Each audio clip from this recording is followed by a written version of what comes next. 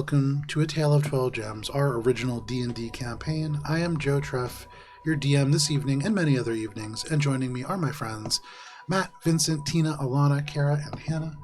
We are going to play D&D today, but before we do, a couple of quick announcements. First announcement, Vincent, could you just tilt the camera back towards Alana? I think it just shifted ever so slightly. Yeah. Thank you very much. Wait. Yeah, there we go.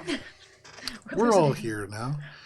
We're going to play D&D, but before we do, a couple of quick announcements. Hit it with my noggin.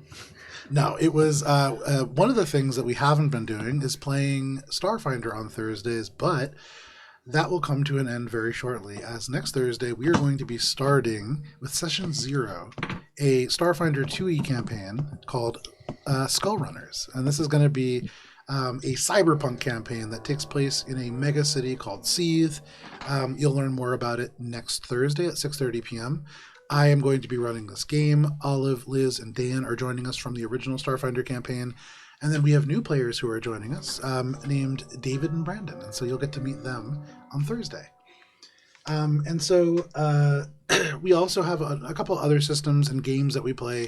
We just finished our Cypher System anthology called Iron and Thorns, the third anthology that Kara ran for us. That is over on YouTube. I believe the finale, I don't remember if I have it publicly accessible yet, but if not, it will be sometime tomorrow. And it is a horror campaign that ends in spectacular fashion. I think it was great. I really enjoyed it. I had a great time, and I'm very excited to play in the next one, which is coming fall of this year. We are also, we have a website, alberonrpg.com. You can see a bunch of different bits of information relating to the various campaigns and games that we play. There is a little data bank there that has all the 12 gems information. As that gets discovered, that will get filled out. So tons of cool stuff to see over there. We also have social media, Alberon RPG, where you can see the things that show up on our tables, like this encounter map, which you can see a little bit here, but in way greater detail at Alberon RPG on Instagram. If people take pictures. Nah, not tonight. Well, it wasn't last week, so I'm just saying it to be really, really sure we get some pictures. And then every single thing here, from the art to the minis to the materials, are all kind of self-provided and funded. So appreciate all the assistance from Patreon and subscriptions and things like that. Viewers like you. And then finally, that is all the announcements that I have for this week. It is time for A Tale of 12 Gems.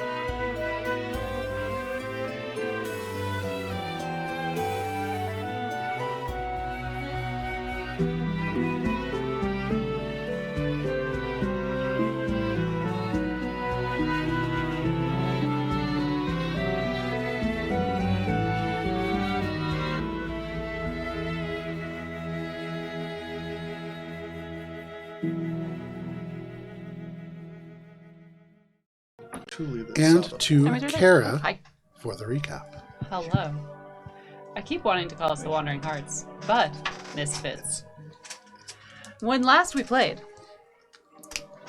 we jumped right back into initiative as a manticore sailed down and pounced upon us. We, being the wonderful players and planners that we are, had a fully formed and wonderful plan of escape should the manticore corner us. However, I rolled like dog shit, as I usually do. And so a new plan had to be formed. Plan B, smash. Nora foresaw a better future for Tonki.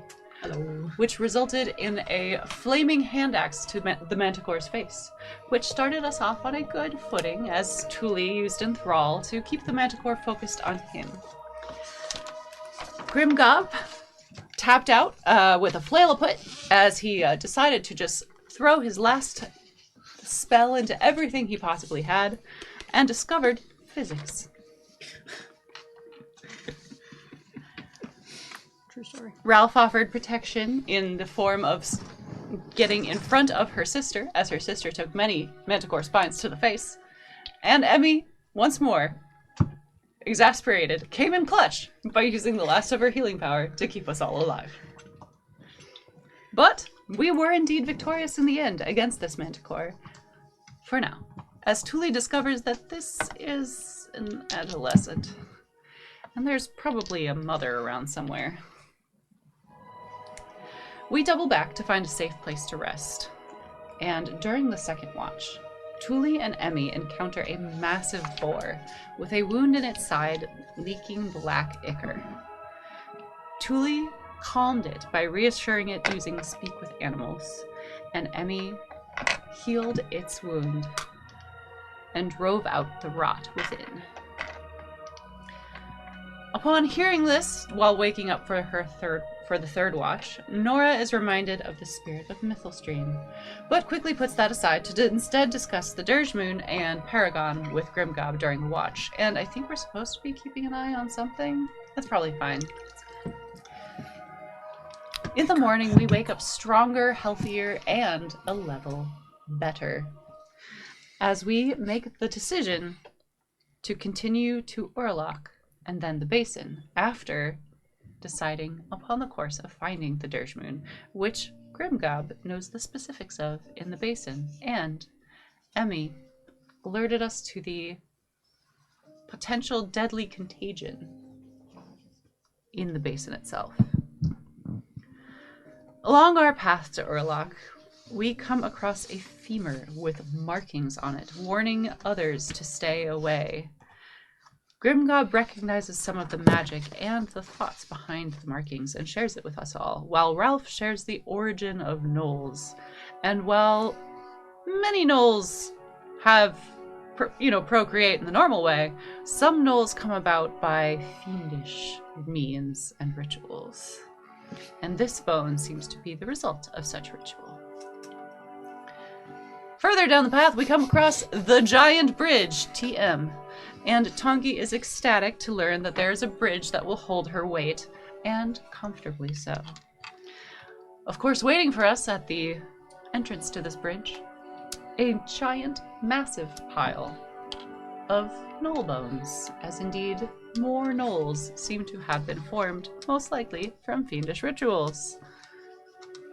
And as we begin to make our way across the bridge, we are instead assailed by bolts from the mountains and caverns behind us as the gnolls harry our path. We dodge and weave and take various shots to the back. That's where you lost that HP. Right. Phrasing. I can't imagine how I would have forgotten that. It was really a magical experience. Really easy to lose HP at taking back shots. Yeah. I feel like I have said something incorrect. I would tell you to look it up. Nope. We're gonna move forward, just like our party keeps moving forward into the misty abyss.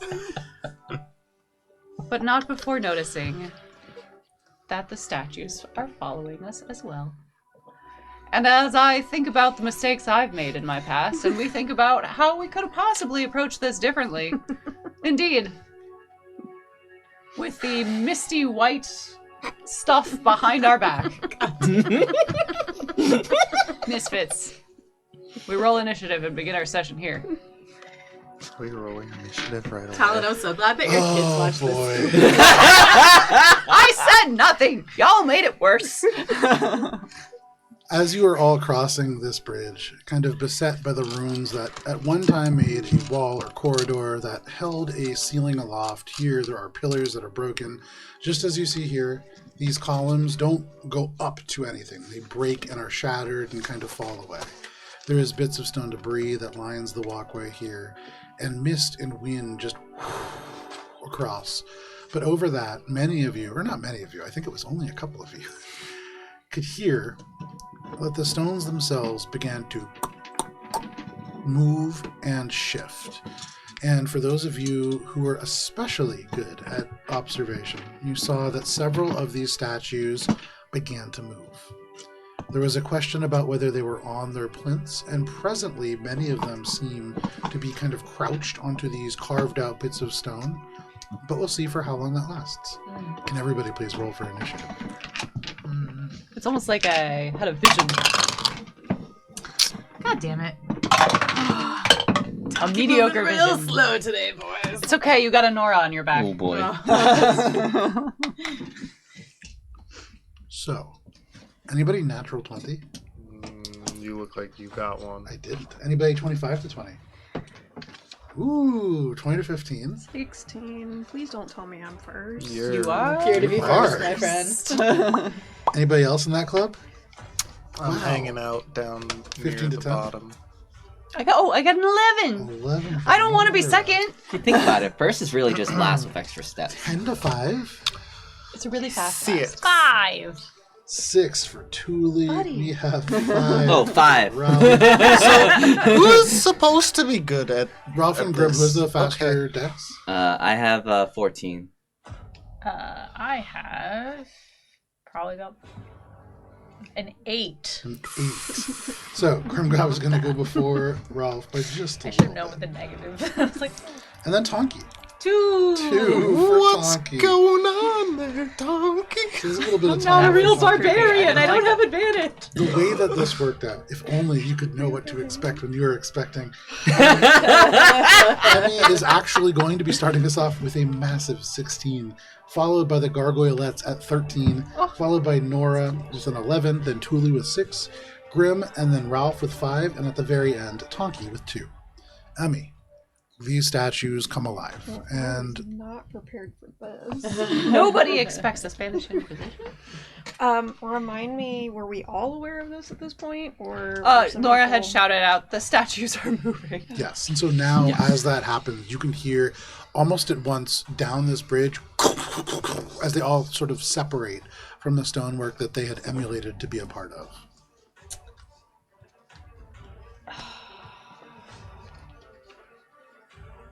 Okay. Well. Crap. I guess the one closest to Tonky there, because Tonky's carrying Nora. Sure. We're gonna guiding blast it. All right. Guiding blast. Oh, I like guiding Make your attack roll. Make your attack roll with this Guiding guided blast is wonderful. It's a 19 on the die. A 19 on the die, that is certainly going to hit.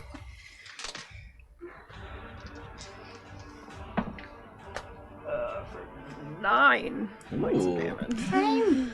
And what kind of damage is this, remind me? Force mechanically. Force mechanically.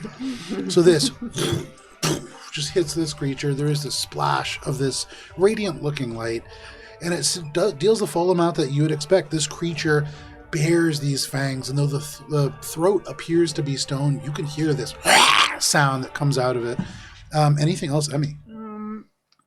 How bad is Nora looking? Oh, Nora's fine. Okay, then. Ooh, sorry, guys. ASMR. Me carrying her was more flavor than anything else. Right. Kind of bob over to me. Okay. And you can walk over these mounds of stone. That is just difficult terrain. Yeah. So you kind of climb up, finding Be the more footwork a little strategically bit in the precarious. Oh no, I'm at 11. No, I'm at 11. Not looking great. As you turn around and look, the forgot. mist had obscured the wounds on Nora. Oh, you also took some Damage. shots. Too late now. Too late now. I mean, you have moved up onto this mound of stone and looking around, you can hear these creatures shifting and moving. That is your turn. That does bring us to the gargoyles. So, they begin to fly. There is these sounds from across this bridge of them separating from the stone, not attached to these plinths. They roar out towards all of you. Let me move these guys a little bit. Aw, man. What if they just stay put? 5, 10, 15, 20, 25, 30, 35. They look so cozy. And these guys are all flying. They're flying rings? Or... Damn. Grim Gob. No. Flying is Oh, a this is not looking Chessex good. thing. Actually, that's they're going to be right on that part, right next to Emmy. Sure. This person is going to fly. Tonki, they fly out of your range. Do they fly within my reaction Yep. zone? Yeah. Lovely. They're going to be closing in on Rolf here. Okay. Does a 24 hit It that? does. Punch! And then these ones are going to have to dash. It's going to be 8 points of bludgeoning. Oh, there's fist so many of damage. them. Of bludgeoning, how much? 8. Is it magical? No, not yet. One day, maybe. Magical fists.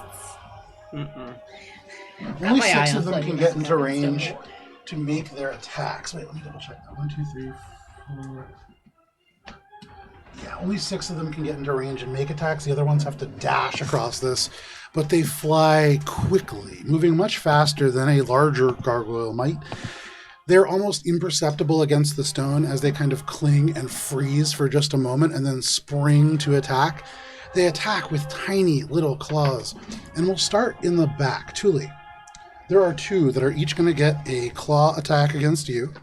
The first one slashes with these stone claws. That is going to be a 19 to hit. Yes, probably gonna hit. You take 6 points of slashing damage. Ouch.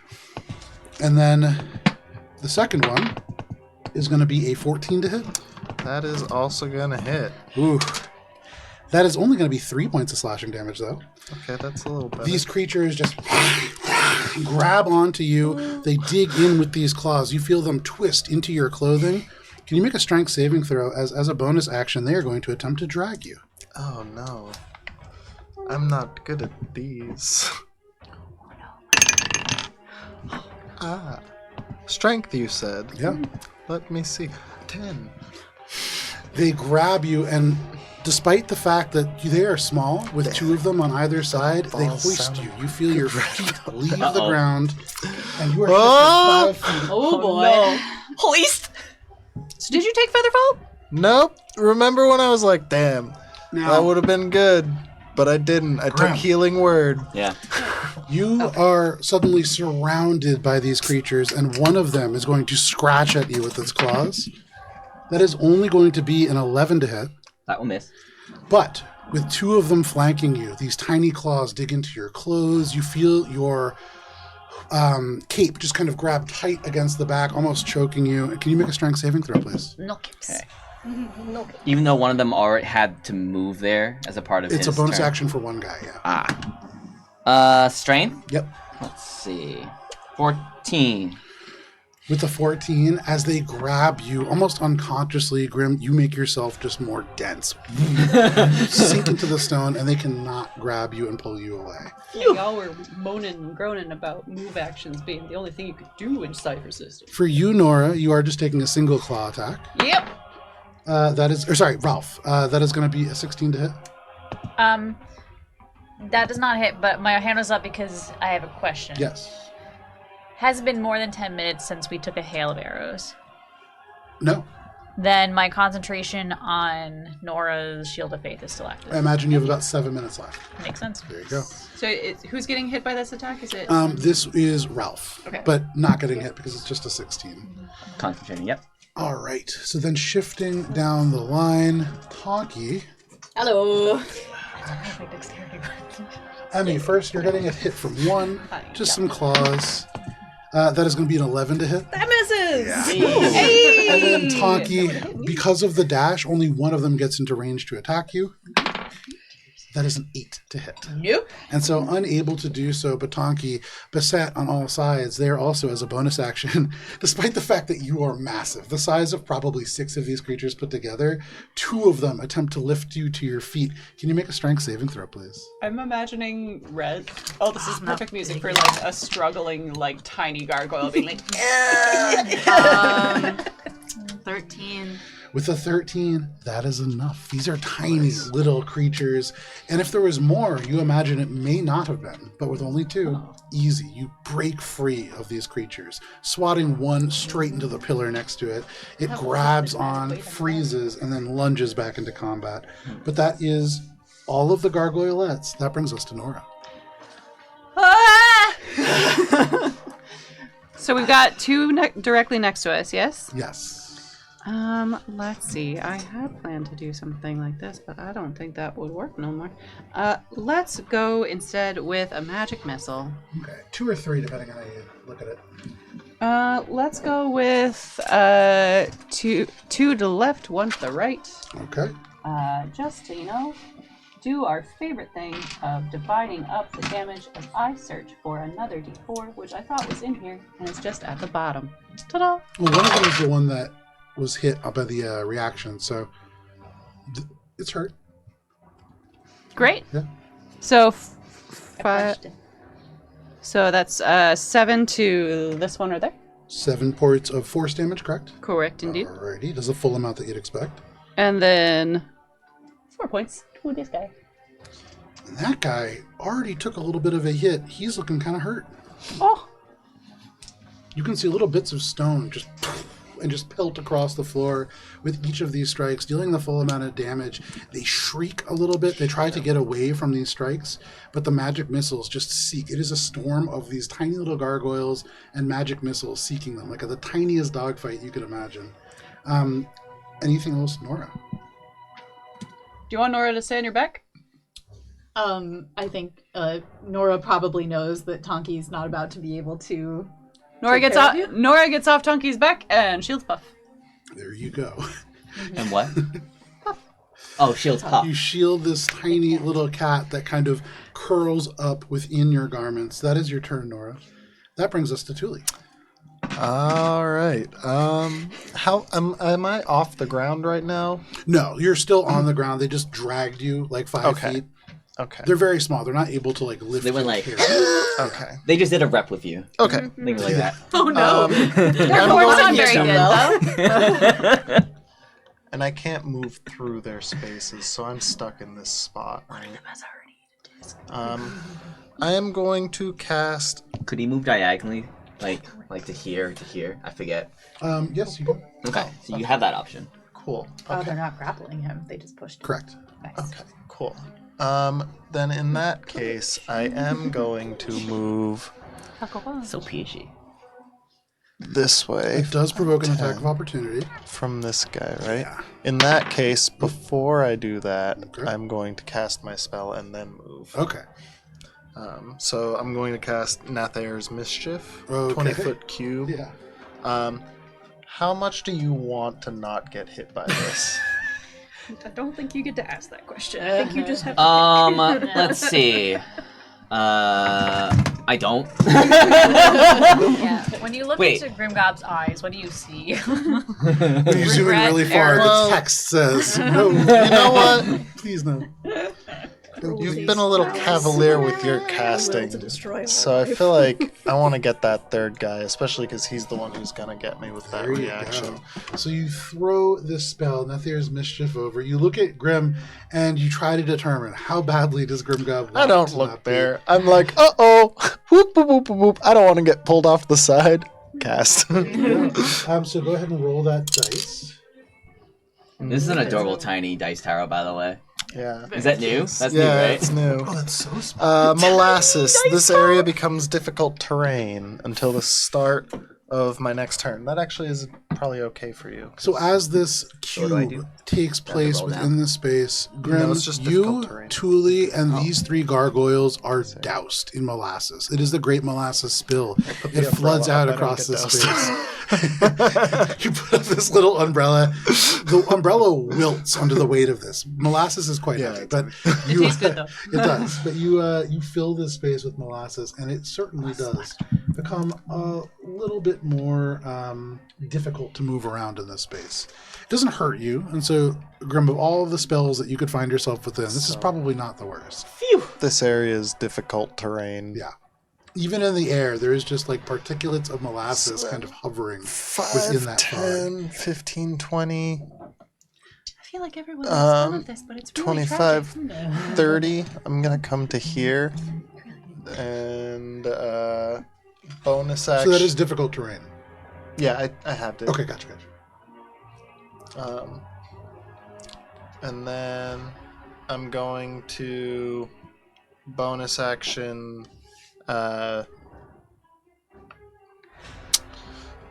gonna say to Ralph, please help. Ralph, you are Bardic standing inspiration. in the middle of this entire swarm of gargoyles. If there was an eye to the storm, it would be you. And you turn, looking through, they're shredding people, they're attacking. You can see Grimgob being tugged and tried to pull to the side. And then Thule turns and says, Ralph, help! And he is far away from everything, not a single person striking him or in his range. But that is what happens. And you feel a little inspired by that somehow. Yes. What size are these creatures that we're fighting? These creatures are small. Anything else, Thule? That is it for me. You build your cube of molasses. That brings us to Grim. Can 2 small creatures fit in the same space? I believe they can share an allied space. I mean, even the enemies. I don't think so. I No. think it's Vincent only is Except- cooking over there. Except a small creature. Some small creatures can choose to do so. Do you have that in your ability? Oh, I don't have that Halflings are on the my only ability. ones I was that have asking. that. Yeah. I think they can fit in like medium or more. But anyways, so let's see. Tiny would be Everything maybe here more. is difficult terrain, and I hate that. Yeah. It's sticky and it's difficult. Good luck getting out there. Oh. There's somewhere I could be, but it's gonna be... Diagonal movement is the first diagonal 10 or 5? 10 then 5. I might die, but it might be worth it. Just sounds like payback to me. Alright. Go on. Alright. So you're saying there's a chance. We want to see how this play out. Sorry. The first diagonal is 5. The second diagonal is 10. I wanted to double check because I Okay. haven't done that in a second. Okay. That definitely matters. Does it definitely matter? Maybe it doesn't. You know what? I don't think it... In the grand scheme of things, it kind of doesn't. Yeah. I think it more depends if you're moving 3 diagonals. Yes. Yeah. 1, 2... and... You know what? You are stuck, my friend. Yeah. Alright, I'm gonna go 1, Literally, 2, figuratively, 3, and flavor. 4. Okay. And just play it safe. Okay. 2. Oh, let's see. It's 1, 2. 1, 2, 3. Yeah. All right, I'm here. If I hit a cone, if I use a cone's 30-foot cone spell, can I hit these 2 and these 2, but not Tonki? Tonki? Let me just use a 20-foot cone. That's what I have. Vincent just attended like a whole trigonometry lesson It in was- the past 5 Where is- seconds. I'm there, and I want to hit 4 of these, but not Tonki. I think you can't hit this guy and not Tonki, but the other 3 you certainly can. Okay. You could do these 3. You could do, I think maybe these 3. I don't. Maybe you could get. Oh, what if I just move 1 step further, like this? That's Can I hit 5 of them? That's significantly better. I think it's still 4 because hitting Tonki. The other one's on the other side of Tonki. Okay, I'll do this and hit 4 of them. Yeah, it's 1, 2, 3, 4. Be a and door, not a is window. this something that requires? Does this go around cover? Whatever you're doing, because this guy It's- would be right in cover from that. I don't know. Let me just describe the spell. Sure. A burst of code energy emanates from me, so it probably won't go around. Yeah, cover. I'll say it'll hit the 3, not the one that's like directly shielded by that pillar. Okay. Then I'll just stay here and I'll hit these 3. There you go. Alright. Can you make a Constitution saving throw? I can sure try. Does an 11 succeed? No. Well, that's the highest one. Oh! Alright. Roll a 5, So, a 6, and a 9. Nice. Grimgob takes a vial of meltwater out of his spell component pouch, and he does a thing, and he casts Rhymes Binding Ice, which will hit these 3 and do Some nice eyes. 11 cold damage, and their speed is reduced to 0. Very nice. And in addition, as a bonus action, he's going to swipe his hand at this one and do... he took the feat telekinetic, so he can do a telekinetic shove, but I think we're going to reflavor to, like, magnetic shove or something. Okay, right? sure. So he's going to shove that. Make a strength saving throw. Nice. Reverse polarity. Oops, there go gravity. 7. Fail. So he's just going to get shoved, like, 5 feet away from me, and then I'm just going to move. That's the There's nowhere for me to go. Yeah. As these creatures try to drag you off this bridge, you turn That's fine. and I'll with stay this there. moment of fury, you channel the magnetism the magnetism that you have studied for so many hours amongst the academy, and there is a reward as there is a burst of propulsion, and this creature is just shunted away. All right, and let's see. But you look around, there are magic missiles flying all around you. There There's a are lot. gargoylettes. This is a hectic place to be. And I'm just going to stand here and end my turn. Okay, back to back with Tonki. Yep. There we Like go. the good old days. These are good old days, Grimmy. That brings us to Rolf. All right. Rolf, Yeah. do something. Dang. Do something. The pressure. No the pressure. All right. I have a question. Yeah, Judging by the amount of that they've taken thus far, sure. would I think that they are still pretty healthy looking? Would you like to make I would call it like a survival or medicine check to determine how healthy they are? That would be an action. Do it. Okay. Not really, because primarily, I'm trying to figure out how we don't end up like we did last time. Mhm. But at the same time, things are not phenomenal right now. In So D&D 5e, there's a quick spell that almost every class knows called monologue, and you do it when you I do aren't it all the 100% time. sure what to do yet. it's my best spell. It's a good most spell. used. Yeah. It Anyway, crosses over systems. I too. will. But you can put it in Slay the Spire. Guys, you're not helping my ability to focus on do the anyway. I'm going to you're welcome.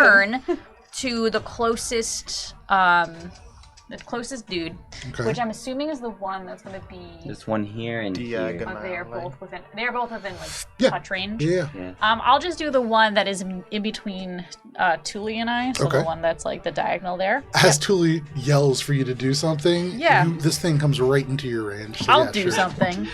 I'm going to attempt to inflict wounds upon it and see how quickly this thing crumbles. Phenomenal. What kind of saving throw is that? That is not an attack spell. right, So it's a melee basically, attack I'm spell. going to like reach out and be like, crush, or not. Does a over 18 count? Because math hard.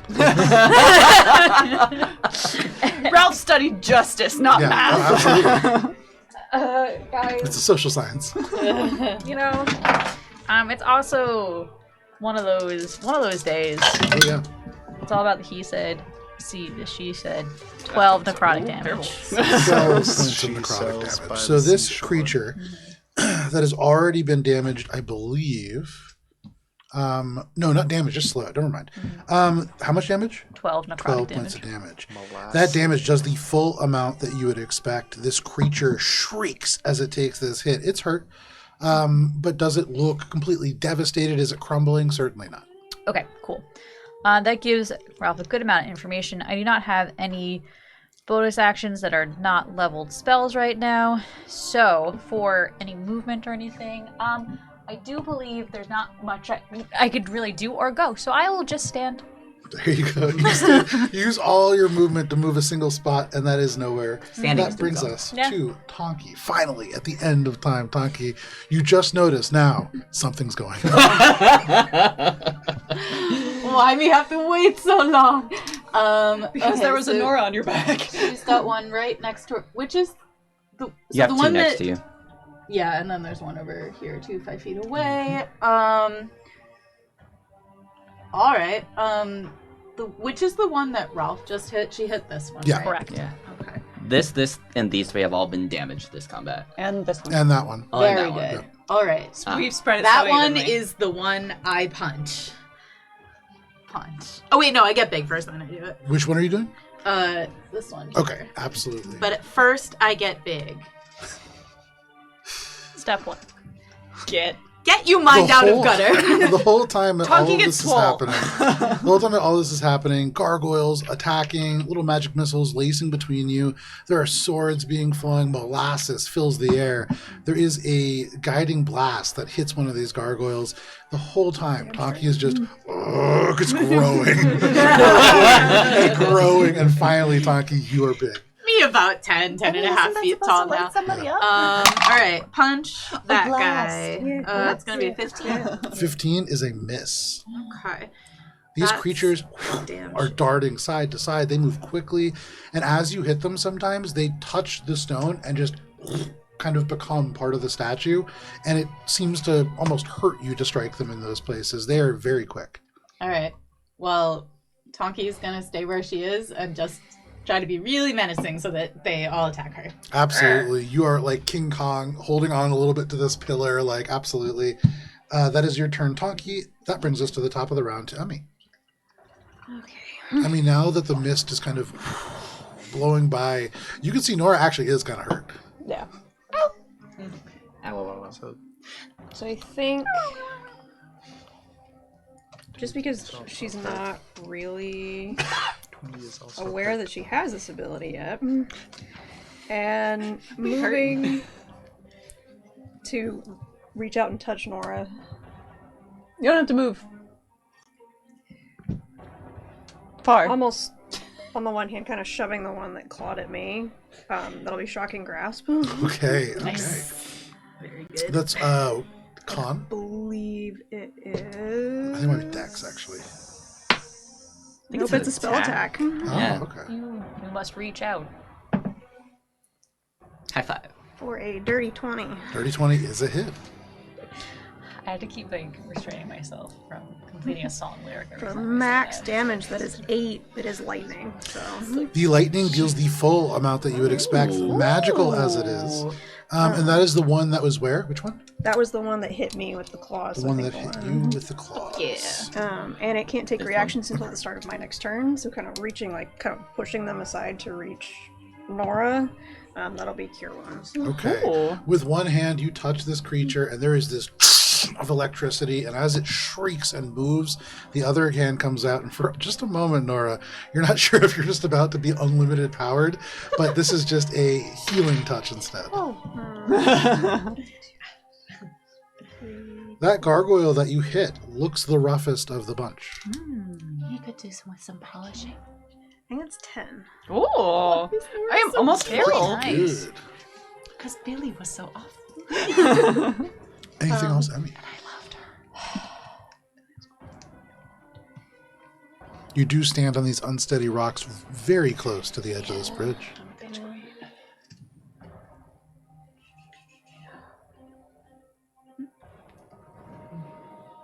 Swing in again, kind of staying in the middle. Nope. Take all Group hug. These gargoyles are terrible. That does provoke 2 attacks of opportunity. From Not- the one that I hit, it does not. Yeah. From the other 2, though. Sure. All right. What other 2? The one that was closest to the bridge, and then the one that is... Oh, I guess it's not touching This the one one here? that's further back. No. I was thinking of the one that's touching Gralf, but it's not even close. So just the one. Yeah, that is still going to be a hit, though. That is a 23 to hit. Yes, that will hit. And so as it slashes... Reaction, cutting words. Cutting words for attack rolls. When a creature you can see makes an attack roll, ability check, or damage roll, you can expend 1 bardic inspiration, roll the die, and subtract the number from the attack. Yeah, go for it. Still gonna probably hit. -3. The 20 hit. The shot. It's the kind of thing where it's like, oh, I should do this because it's good, and then you start doing the math, and you're like, oh, wait. Shield. Yeah. So it deals 6 points of slashing damage as you escape away from this creature, trying to yank and throw you off this bridge, but you move away from it. Anything else, Emmy? No, that is all I've got. All right, that brings us to our gargoyles. So everyone in the middle is kind of leaning on each other in a weird blob, so just be careful with them. 30. That provokes an attack from Thule if you wish to take it. Yeah. Was that through the difficult terrain? Yes, they move 30 feet Oh, total. Renaissance for photo. So three squares for 30 feet. I'm gonna hold my reaction. 35, 45, 55. 5, 10, Well, actually, I just used my reaction for cutting words. 30. They are going to be flying directly over Grimgob. So there's going to be a bunch of attacks happening here. Did you take your attack? Oh, wait. You want to do opportunity? Okay. Joe, these... I used my Joe, cutting words. the Right, they two can't that we move, hear they can't cannot They move. cannot move. Where is it? You don't fly nowhere. Fly It nowhere. was like here, and I think there was one here too. Um, That's where they were when I hit. I don't take yeah, and then pictures. this one's touching. It's okay. Try again. 'Cause that was gonna Okay, so then Ralph, Yes. you are going to be taking 3 attacks. Okay. Grimmy, you're going to be taking just a single attack. Nora will be taking 1. Emmy will be taking 1. And Tonki will be taking 1. Hello. Okay. So we'll start with Ralph, who's going to have the worst time probably. No, not my sister. Hey, I That's also what the tank have is for. the most armor. Yeah. I weigh the most now. Definitely. I think you're the only one wearing armor. So the first one, directly in front of Thule, We don't weigh the most. Tunky probably still weighs more. that is a 23 to hit. That sure Silver is. barbs. Okay. 17 to hit. No, Okay, there you go. Second one, that is a 20 to hit. that does it. Who gets the 4 advantage? points of slashing damage. Dang. And then Thank you. only 15 to hit. Nay. And so these creatures scratch, hiss, and claw, but through your armor and through the shield, there's just not a lot that can get through. That moves us over to Emmy. Concentration maintains. You're taking an attack from one of these creatures. Okay. I'll do all the bonus actions at the end. That is a 6 to hit, so that is not going to hit. And then the one that is attacking Nora, Yeah. that is a 17 to hit. Yeah, it does. All right. Don't need no shield for that. That is going to be 5 points of slashing damage. And then the one that is attacking Tonki, Hello. that is going to be a 23 to hit. Does hit. And that is going to be 6 points of slashing damage, the maximum amount. So I'm a whole 20 let's see who's getting HP dragged. healthier. 16 HP. now. Ralph, we're going to start with you. One bonus action to drag. Can you please make a strength saving throw? Okay. You still have my bardic. I know, and I also have advantage only on attack rolls for silver barbs. Next roll. Just next Period. roll, So you period. get advantage on this. Okay. It's not a choice. Ah, okay. I had to make a concentration check, so I would assume it would be on that probably, instead. Yeah. Strong. Yep. 16. 16 is a success. Can you make another one? Sure can. Higher. Can you make 21. one last check? As the one that is attacking your sister worst. turns to try to grab you. Where'd that tiny dice go? It's right here. Ah, tiny dice. Save me, tiny dice. 10. A 10 is a failure. You are dragged 5 feet by this team of gargoyles, passing you like a conveyor belt. If anybody wants to attack Melora. You're the sushi today. And then, oh, actually, it does provoke an attack from one of the gargoyles, who has a reaction, the one that you leave the attack range of. That is going to be a 12 to hit, so that is a miss. Nay. Can you make one final strength save as that last failure puts you in range of the final gargoyle on the edge? 4. Ralph, you are carried all the way to the edge of this bridge. And these creatures cackle and surround you, and you can feel yourself being pushed further and further towards the edge. Just behind you, the wind howls, moving the mist around you, and below, there is nothing but a swirling sea of gray. It is a almost unfathomable drop, and you are very close. But that is all of the... Oh, no, sorry. I have one more bonus action, I believe. I don't think they can realistically move Tonki. I was gonna check in about that mechanically. Get attack on me, because I might have... Or did you... You said you're gonna... I was gonna get an attack. I moved it over away from you just because... No, that was the person that was going to move, but It they got couldn't frozen. move. Oh, okay. Yeah. The one that- Oh, that makes sense. And so that is all that they can do. Mechanically, they can't move you, but also they need another person near there to even think about doing that. Roger. So that I'm is large now. all of the gargoylettes. That brings us to Nora. Nora, Ralph is on the edge of this bridge. No, I can't do anything about that. Yet. Okay. Watching your sibling die is a free action, but if you want, Fuck you, can, man. you can choose to make a different one. I'm gonna have to make a different one. I can probably. Does any of the gargoyles visibly look broken in any way of these guys? Sure. Great. Love that. We're going to go with the one that's at the edge of the bridge, and it hears a death bell ring. I need a wisdom saving throw. That sounds right to me. 12. That is a meets it, beats it, unfortunately. Low level D&D. I mean, it's also not associated with my main class. And you know what? Puff is going to wriggle out from underneath Nora's many travel cloaks. Layering is in this year, and is going to make his way over to Ralph to provide the help action. Okay. This little cat leaps from your garments. It is quite puffed up. It is a very frightened animal in this space, but it runs over to you, Ralph. And though you are about to be tossed over the side of the bridge, at least you won't be alone. Anything else? How dare you? That is Nora's turn. That brings us to Thule.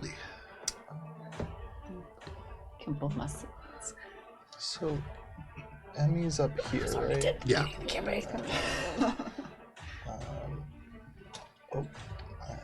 I'm just gonna do. Okay. All right. Okay, so I'm gonna move the location 10 feet. So move it, boop, to get this guy, these three, and then, are you here? Yeah. You can do it. We'll get Ralph and those three. I'm gonna go for these 4. Move it 5, 5. It's a cube. It's a 20-foot cube. So it started here, and I'm going 5, 10. Gotcha. Okay. And that's gonna get boop, boop, boop, boop, boop, boop. So the twins and 4 gargoyles. Yeah. This And then- cube shifts over you. And Molasses the at effect first. is bouquets of flowers appear all around, and each creature in the cube must succeed on a dex saving throw or be blinded until the start of your next So, turn. Ralph, as you stand on the edge of the abyss, suddenly flowers begin to erupt around you, so much so that they potentially blind your vision. Dexterity saves. You gonna kill my sister? No, it'll be fine. Just blind her. It's fine. 5. Nice. One of these bouquets I'm just into your glad. visor. I'm glad it's not the one that will force you to move in a certain direction. Yeah, for sure. Yep. Live That would have been the worst dangerously. one. And then I'm Fine with gonna That's fine. That's fine. run Fireball's not even in play yet. in. And can I use a bonus action to, with the help, pull away? Or guide Ralph away from the edge? No, unfortunately. Singing I, Thule? I like that idea. Bonus action, bardic inspiration to Ralph. Follow my voice! You're getting a lot of instruction from Thule today, but absolutely, that is the bardic inspiration. How does Ralph Anything feel else, about being Thule? told what to do? Ralph is, Please don't walk off That's the edge. it. How many of them were blinded? Sorry, that was a what save? Dexterity Ralph. save. I got so distracted by Ralph being blinded. Okay, for dexterities, on the low end, we have a 4. Okay, they're blinded. We have a 7, They're and then going up a little bit higher here, we have a 15. They save. Okay, so then the 2 save, 2 fail. Okay. Which ones are blinded? We'll say the one between Ralph and the gargoyle behind it. This one? Yeah. Oh, Yeah. Perfect. And was Just there those one two, more? just Just those two. two. Okay. sorry. Go ahead. No worries. Anything else, Thule? That's it. All right, that brings us to you, Grim. So these 3, the movement reduced to 0. They can use their action to break away the ice. I'm assuming they're going to do that. They did that on their turn. But Yes, that I would make didn't sense, clarify yeah. that, but yeah, Yeah. it's speed 0 for a minute, but they can use their action to get away. Certainly. So they're just sitting there breaking the ice over that turn. All right. So I am going to move. I am Jeremy. 10, 20, 25. Okay. And I'm going to say, Ralph, get out of there! And I'm going to, with one hand with my staff, yank it and use my bonus action magnetic shove to pull her towards me. Do you want to fail this check? I'll fail the check. Okay, you get pulled 5 feet towards me, so I'm just going to move you over here. And then with my other hand, I'm going to cast Rhyme's Binding Ice again in a cone this way. And I think it's hitting 5 of them. Hold on. I just noticed this has a 30-foot cone on it. Yeah. Ugh. So, I'm here. And I think it's hitting 5 of them, but also Nora. Actually, no, it's hitting 6 of them. It's hitting this one as well. Yeah, 6. But also Nora? Yeah, but also Nora. Good God. Yeah. And also Nora's familiar. Dex save throw? Oh, also Con saving throw. Where's Puff? Where is it? You put it on... Yeah. Where's... I don't know, where's Puff? It would be adjacent to Ralph, so. So no, Puff could be on the other side of Ralph. Okay. Okay. Yeah. Thank you, Joe. Thank 10 you. 10 Protect gold Puff. worth of Puff. So I didn't know where she was because I didn't see her, but I assumed that she was just on Ralph. Okay. Thank Puff is you. a good boy. This is 1, 2, 3, 4, 5. Also, 6. make a con saving throw. That's a good stat for you. Yeah. I mean, it's not my worst. Great. Great. Does a 17 succeed? Yes. What about 12? No. So only 1 succeeds. Okay. 4. That will not succeed, unfortunately. I'm sorry. Shocking. I'm gonna Goodbye, say everyone. For flavor, It's the been one fun. that is behind Once you, more. that like Nora Character shelters with her deaths. body, is the one that succeeds. Okay. So everyone takes 12 damage, except for the one that succeeds takes 6. Hey, there we go. And it's Roll cold up. damage. You still up? And everyone who failed, your movement is 0, but you can use it for a minute. But you can use your action to break away the ice, as I envelop the battlefield in ice. You're welcome, guys. That's pretty sick. In this moment, the ice just crawls across this space. You can see many of these creatures, the ice binding into joints as they fly. Some of them fall, hit the ground, and kind of shatter the ice before taking off again. But one of these creatures, as they fly, hits the ground and just shatters into stone as it completely depletes their HP. Are you down? No, Oh, phew. but I'm real close. Okay. And I just want it to be known that my only character death so far has been at the hands of another party member. That happens. And Vincent is gunning for my only other character death to be at the hands of a party Anything member. else grim? I think I've done enough. Huge cone of cold style spell just erupts out. This is as you pull Ralph just out of this beam, but as you do, you can see Nora just directly in this path. I forgot the other one. And the other one takes the brunt of that damage. You see one of the gargoyles just right behind Nora, only taking 6 points of damage from that one. But huge blow, and it does the full amount that you would expect. Oh, yeah. That is your turn, Grib. Ralph, you don't get to see your sister nearly killed by Grim because you are blinded. Oh, yeah, you don't know who did that. But you do feel yourself kind of yanked out of this swirl of flowers just as a burst of cold crosses right in front of your not face. Skyrim rules. You are still blinded. What would you like to do? All right, I have 2 important questions. I did take an arrow to the One, is the gargoyle's flapping sound like audible? Yes. Like it's very hearable, right? Yes. Okay. So there's a gargoyle still within your melee range. I would say you can make an attack at that at disadvantage because it's blind. You know where it is. Yeah. Anything outside of like your immediate range Yeah. would be pretty tough. Okay, cool. So, because 90% of what I have prepared includes the words "you can see," I'm going to instead just wield my hammer and just hope that it does a good job on the guy in front of me. It's hammer time. It is hammer time. Disadvantage. The most. Ooh. I'm assuming single digits don't do it. Certainly You have Yeah. So that missed. This hammer, you just blindly swinging through the air. Yeah, absolutely not. Okay, my other question is never mind, because it still has to be you can see. Dang it. But I will eat bonus action twin sense.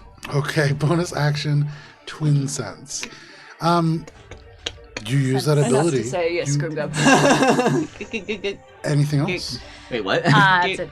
Okay, Grimgub. that is your turn, Ralph. That brings us to Tonki. Tonki, you are large, and these creatures swirl around you. There is bouquets of flowers blooming just behind you, and a cone of cold just cast ice across this corridor. What are you doing? Okay, so I've got 2 in base contact with me.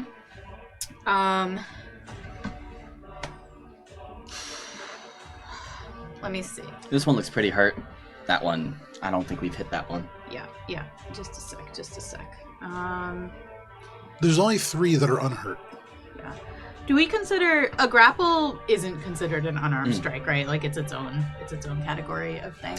I it think is. in order to grapple, you make an unarmed Yeah. strike. Technically, mechanically speaking. Well, it's a melee attack though, but I don't think it's an unarmed strike. Joe, The weapon. Yeah. are you sure? Because I've hit everything on the map except for one. You hit the 3 guys over there with the. I hit 3 guys over here, then I hit these. But you hit 5 them with the guys. ice and the slow. Did that do damage? Yeah, I did 11. There you go. Everybody is hurt. Especially Nora. It matters because Grapple is not an unarmed strike. It's Okay. a special melee attack. Right. Okay, that's Special. what I thought. Just I'm me special. Yeah. All right, I'm gonna hit the one that looks real hurt. Okay, make your attack roll. 9. That is a miss, unfortunately. All These right. creatures are small and you are large. All right. I'm gonna do an offhand strike. Absolutely. On it again. That's a natural 1. That is a miss too as well. Tonki's extra clumsy when big today. She's getting used to the And big form. she's regretting wasting this use of giant smite, but she's done. You get furious. You cannot hit one of these creatures, and so you put both fists together and just swing hard in the air, just hoping to hit something, and you do. You collide with this pillar of stone, and it just shatters. Can you pull that column off? And suddenly you're aware of the fact that this pit, just 10 feet away, a hole in the bridge, a chasm that the wind howls by. I just Much like that. easier for you to access. You know what? If you wanted access.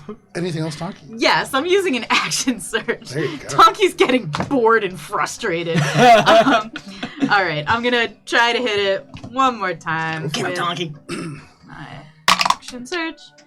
Excellent. That's a 25. That is a hit. All right. So that's max damage. So that is and I'm big, so I get another 6. Okay, so that's 17 points of Wow. bludgeoning. Is that magical? I don't. Let me see. I don't believe it is. The regular damage isn't, and there's nothing in Giant Smite that says any different. So It only does half the amount of damage that you would expect, but Tonki, it doesn't matter because you're fucking huge and you shatter this creature, hitting it like a toddler that's frustrated at a toy. You just hammer fist it into the ground. Ouch. This one here. Yeah. Pop, pop.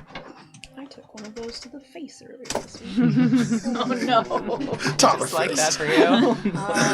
All right, and then in my she's lap, just gonna shift and then herself turn so it that into she's the toy like in my face. directly in between, mostly just for flavor, but just kind of shifting. to You can see really Nora's looking rough. Nora coated in frost and blood, and so you like that one, interpose I got yourself between what is certainly the biggest risk to Nora's safety. Yeah. Anything else, Tonki? No, that'll be it. That brings us to the top of the round and to Emmy. Oh, Grimgob. You watch as once more Grimgod almost brings your party to its knees. Kind of as a reaction, for being taller some than of me. the healing light comes out of her. For not super great. 10 for Nora. Still pretty Hey. good. That's great. That's a lot. That's great for Nora. Every little bit. I'm more than halfway back up. I was gonna say, in low-level D&D, 10 does a lot of work. 10 for a wizard is like, It's so good. it's a month of vacation. All that burnout, just gone. Adjust here. And then I'm going to cast Burning Hands at 2nd level, Joe. Okay, deck save. Dex save. From the 3. That's a 15-foot cone, right? It is, so it should hit the 3 Yes, it does. here. A wave of heat. Just Right like, at the side, like stop right in Ralph's face. Oh, Jesus Christ. 8 is the high one. They all fail. Yes. Library Christ. That is 4d6 worth of fire damage. Yeah, second Heck level yeah. spells. Get him. 2 hour 2 early level for shatter. Would be a great 15 shatter. points of fire Yes. damage. 15 points of fire damage. I mean, as you move away from this kind of attack, you can see in your wake, Grimgob freezes several of these creatures almost solid, but also Nora. And there is a anger that bubbles over. This is the second time that Grimgob has done something like this in 24 hours. You have not seen this man in like 3 years, and already he is causing an incredible amount of problems. And the flame that is within you burns a little brighter. And as you hold your hands out towards this creature, you channel this, and there is a roar of flames that consumes all 3 of these gargoyles. And they are all 3 of them dead. Nice. I think you just have like a shuddering, shivering Nora look over and just is like, I imagine half of your head, the hair like frizzly and puffed because it just got instantly steamed from that cold and it's heat. not looking good. Yeah. Nora, generally fashionable, not fashionable right now. Needs her curling iron. Yeah. I think the rest of the movement I can We move have this this way, in heading very- toward Ralph. 'Cause Okay. probably is going to need some assistance. So. You begin to stumble over the rocks in the direction of that twin. That is your turn, Emmy. Yes. That brings us to the gargoyles. I think that was a really good idea. So Very well blindly, done. You're going to just move forward. That one can't move. Why can he move? He's just blind, right? He got frozen in place. That's right. That's part of him. Because Just fuck the you, that's why. worst day of all He's time. also blind. We should. He's Should have put cold. some rings out. I'm not doing very well at my taking over the rings job, but I'm doing my Actually, best. they're just going to bypass talkie because that doesn't look fun to them. That's why I didn't crochet one during that often. I was thinking about the rings. 34 to 40. It's a double-edged sword. That Yep. responsibility. And that one is no choice but to fight talkie. No choice. What do I get the big one, guys? You can always run away. You can see this creature looks up at you, looks down at its tiny little 3-fingered hands. It balls them into fists, and it just goes, and it goes to make a claw attack. That is going to be a 17 to hit. That's it. And it just goes, and it deals 3 points of slashing damage to you. And Tonki looks down at it and is like, "Oh, good job, buddy." The little stone ears back. It looks frightened in this moment. But the ones that are closing in on your healers. We have 2 of these gargoyles that are going to be taking attacks against you, Emmy. Yep. First one is going to be an 8 to hit. Nope. Second one is going to be, that's a little bit better, an 18 to hit. That'll hit. That is going to be 4 points of slashing damage. And then, as a bonus action, they're going to attempt to drag you a little bit further back into the difficult terrain. Okay. Can you make a strength saving throw? You got this. You're so strong. Actually, I rolled really well, so 17. Strong enough. You shrug off this creature, really kind of sliding in the difficult terrain more than anything. Oh, wow. For you, Grimgob, you are taking a single attack. That is a natural 20. That'll hit. What? It's the burning anger. You take a devastating. Cutting words. Reaction. I don't think that'll help for a natural 20. Will it? Natural 20. If 'Cause it does, then I Wait, would. actually, does it? I don't know. I don't. I don't think it does. It depends how you play. It depends how you roll a natural 20. Yeah, if a natural I 20 guess is like an that's just- automatic Yeah. hit. In which case, regardless. never mind.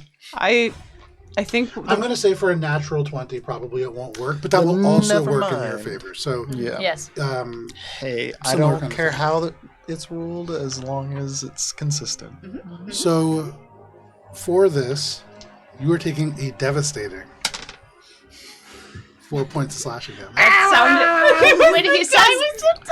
When he says devastating and rolls, It's just this little dice, and, and then rolls a mini die. It's not a mini dice; it's just really light and small. It's mini for me.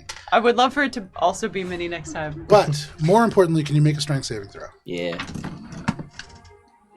16. 16, you make your body dense again. This creature, confused as you just slip through its grasp, but that is all of the ones in the back line dealing with Grim and Emmy. That is the blind one. That is the one fighting Taki. That is all the gargoyles. That brings us to Nora.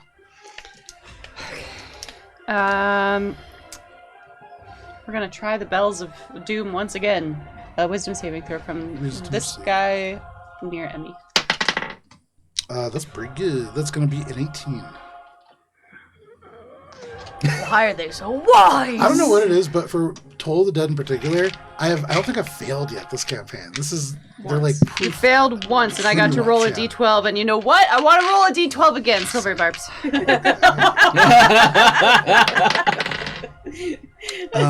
Wiz? The school 12. of magic for that one is temper tantrum. Sorry. It was 12 on the die, too. No modifier. Oh, I'm sorry.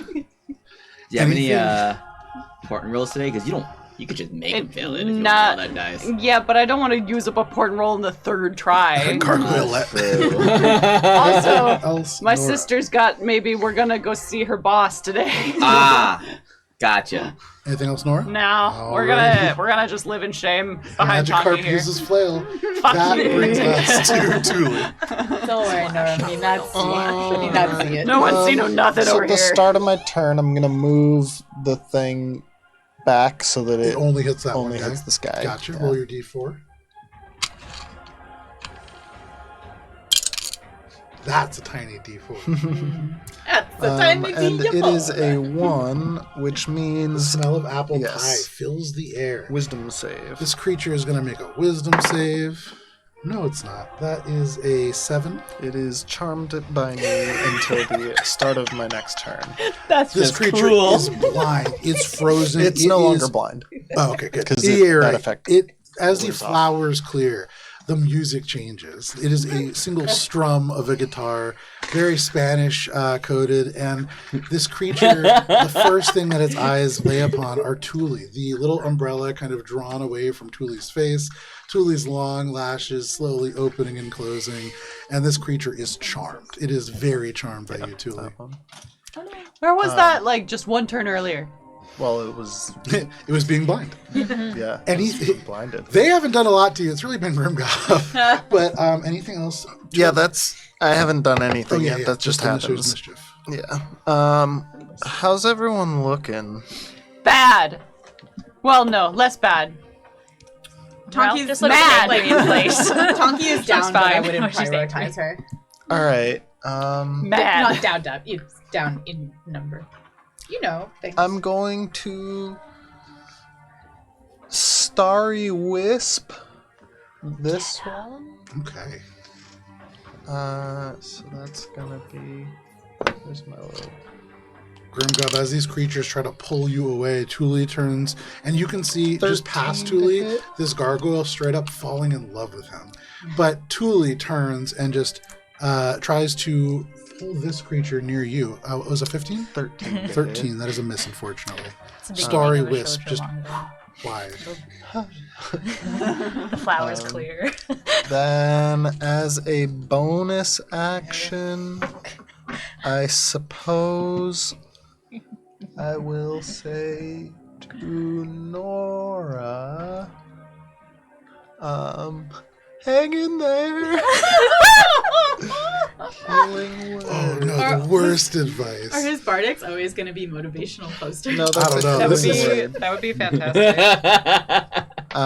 For 6 health. Thank Oh, you. no, we just recreate little poster with Puff. Yeah. Oh no! fantastic. Puff is on the edge. Anything else, Tuli? And I'm gonna move a little bit. Wait, we're going that way across, right? Correct. We came And from this the is our start. goal. Alright, still gonna go behind this pillar for now. Absolutely, yeah. That makes a lot of sense. You see your friends getting destroyed by Grimgob. Probably didn't it's your turn, Tuli. And speak of the devil, and it is his turn.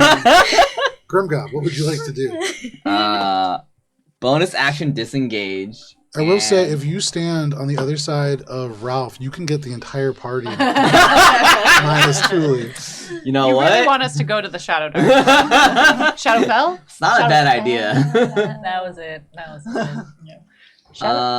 And I'm just going to fireball this one. Okay.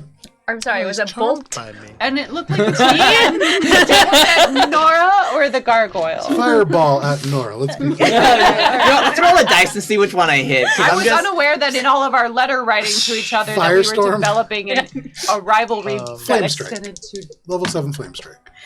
nemesis. Does a 13 hit? A 13 does not hit. Okay. And so you get a lot closer to Ralph than you really meant to. And that's it. I'm gonna move over there. Okay. Ralph, Grim runs behind you, laying suppressing fire down on you. That is your turn. And Ralph, that brings us to you. I think Ralph wants like the flowers clear. There's like been a heat thrown over. She like finally can see what's happening again, and she just says, "Grim, come!" And she's gonna toll the dead. The closest crook. That one's charmed by me still. Oh, that was the magical effect. Yes. 15. That is a fail. There you go. Wait. No, 14 is the number. Are you sure? That doesn't sound right. 14 is the number. It is a success. Sorry, my brain There you was thinking of Minka still. Because I was like, yeah, 14, whatever. Oh, no. No, we're low level again. Being I was just The bell saying. tolls, but nothing happens. This anger misdirected. Anything else, Ralph? Yeah. Okay. So, can you move Ralph to the other side of Emmy? Just basically, yeah, right there. I basically want to try to take the attention. Do you still have concentration, by the way? I sure do. Great. So, For me. yeah, my concentration has been able to be maintained. So that was my action. My bonus action stuff is has been dealt with. So I no longer have a usable bonus action for now. So we move on. Tonki, what would you like to do? You have had some trouble bonking these guys, but there is still one that looks very frightened directly in front of you. I'm gonna punt him. There you go. 15? 15 is a miss, unfortunately. Oh no. Can I bonus action offhand punt again? Yeah, for sure. Absolutely. This creature's looking pretty Other hurt. foot. That's 13.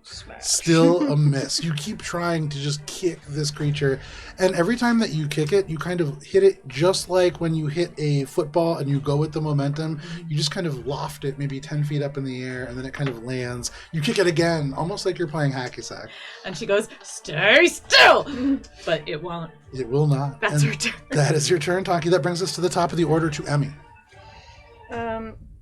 Having these two lovely gargoyles fly up on her, she's gonna wheel around to face them and shout, "Go away!" And that'll be Word of Radiance, so I need a Constitution saving throw from both of them. Be gone! What kind of save? Constitution. 18 and 12. The 18 will succeed, the 12 will not. So the one closest to Ralph fails. Ooh. That's a great one to fail. Failed really hard. 4 radiant damage. 4 points of radiant damage. This creature's starting to look hurt. That radiant damage seeps into the cracks of the stone, but it is still up. At a quick glance, how is Ralph looking? Fine. Okay. She's just mad. Mostly a Grimbo. I mean, same. So. You hear that, bro? I'm gonna get a talking to. just hang out. Okay. I don't want to take that. Free action, you hang out. That brings us to the gargoyles. So the one who is... Do I get conveyor melted towards Tonki? I don't think they need to move. That one is just going to have to fight Tonki. Remind me, this one is currently affected by a charm, right? Okay. So he's just hanging out, happy as can be. Tonki, this one, it rears this arm back. You know what? How smart are these creatures? It's not very smart. It rears this little arm back. Really tall. And that is gonna be a 23 to hit. Nice. So far, this creature has now doubled the number of strikes that you've had against it. That is going to be 3 points of slashing damage as this creature just digs into you. Again, you miss with one strike and it kind of cuts across you with these stone wings. It is irritating more than anything else, but it's starting to kind of get through. At this point, Tonki would like to keep this gargoyle as a pet because he's just, look at how tenacious he is. Animal handling as an action is absolutely something you could try to do, I guess. Going behind Emmy, 2 of these creatures are going to take hits against you. First one is a 14 to hit. Beats it. All right. That is going to be 4 points of slashing damage. Second one is going to be 16 to hit for 3 points of slashing damage. Okay. And then actually, no, not you. We're going to go over to Ralph. Ralph, the one that is closest to the pillar is going to take attack against you. Yes. And I think it's flanking with the other one, so it's Sure an is. advantage. Not that it matters. It's a 13 to hit. Nay. But, Ralph, the conveyor belt is a great idea. Can Yeah. you make a strength saving throw? That's what I assumed was going to happen, so.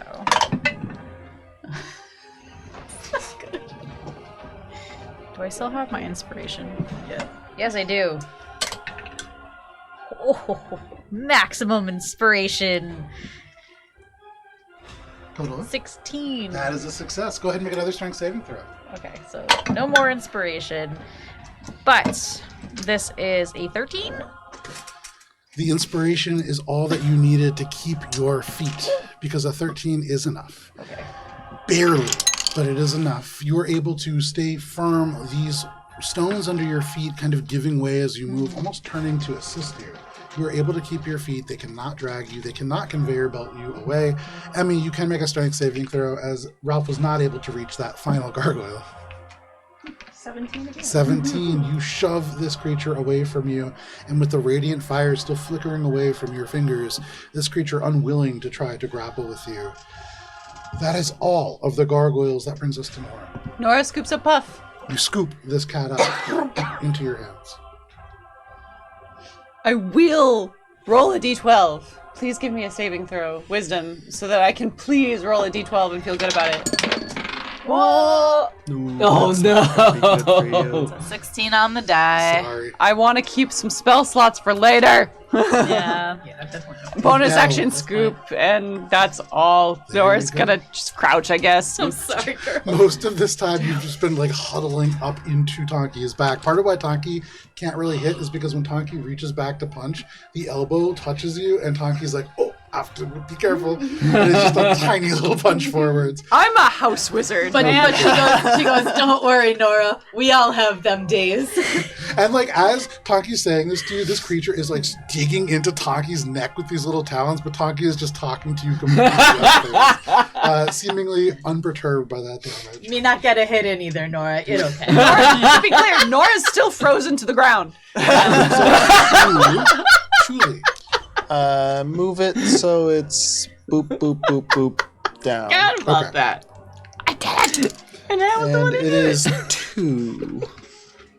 So bouquets of flowers erupt all around this Dex space. save once again on this guy. That is going to be a 20. That is going to be a success. They are not blinded. Seeing this trick for a second time, they are not going to be fooled. The flowers go out, and as they clear, the first time there was that doo doo doo doo soundtrack, and they like fell in love with you. But this time, they are not fooled. They are going to wait for their life to be Here over. I'm comes gonna the sun. lean from around my hiding spot and try to Starry Wisp again. Make your attack roll. Wisp. That's gonna be a 17 to hit. That is a miss. Damn. Alright.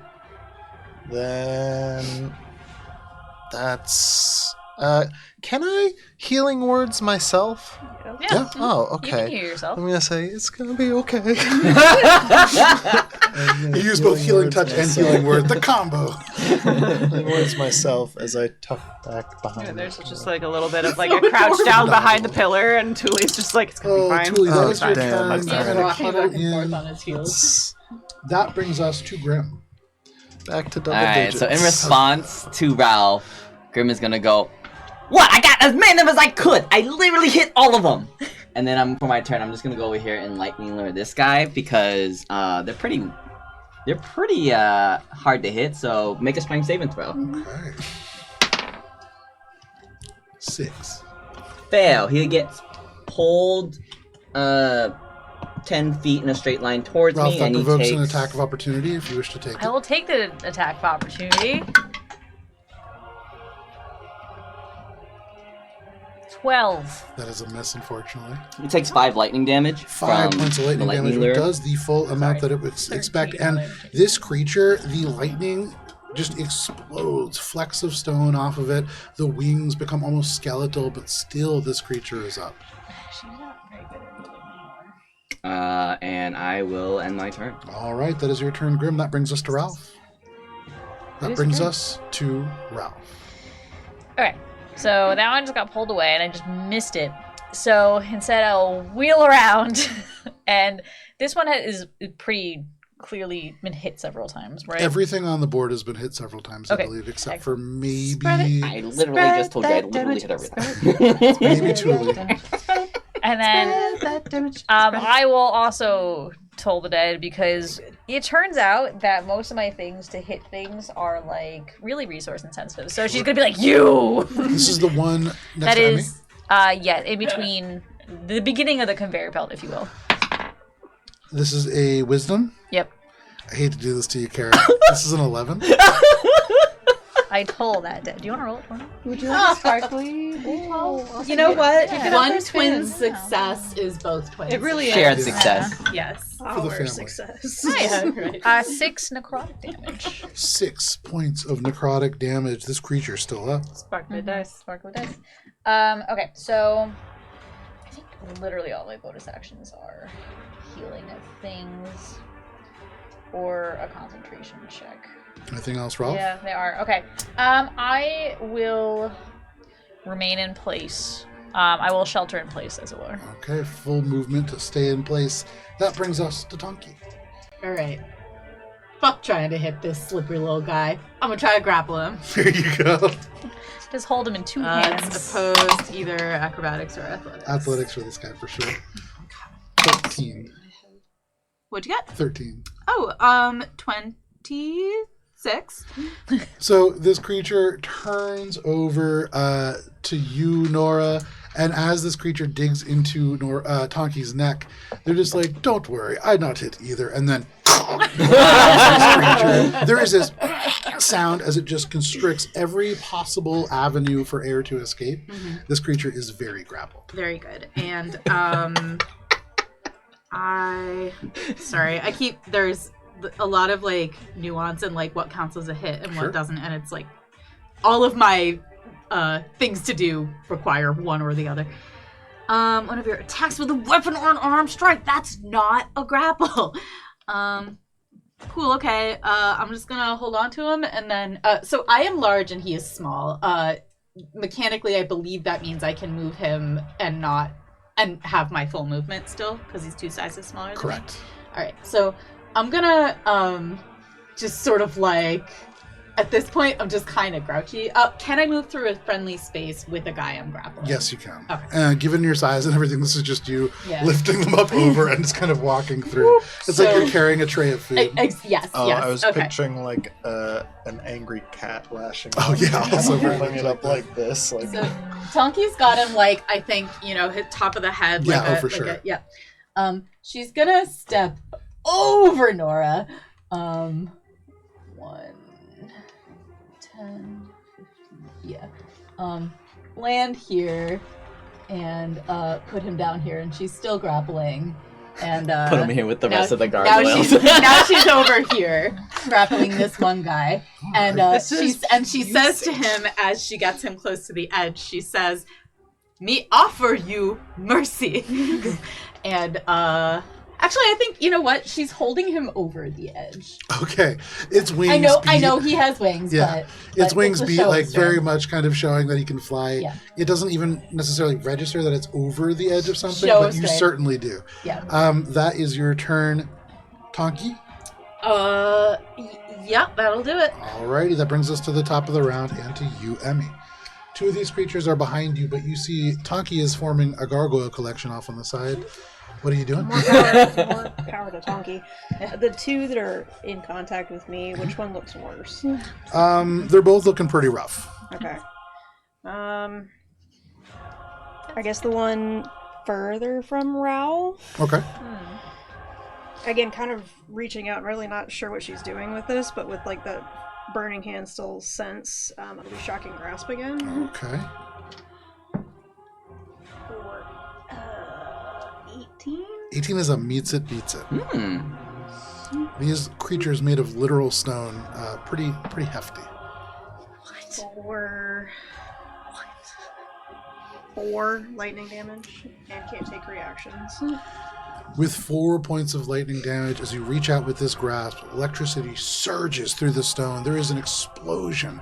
It's like you microwaved metal. There are sparks that just writhe out. The stone goes across your face. It pelts into your back, Ralph.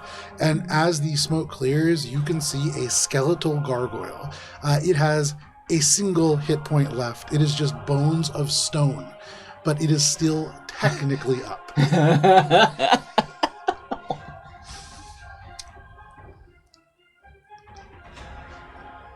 And I will healing word myself. There you go.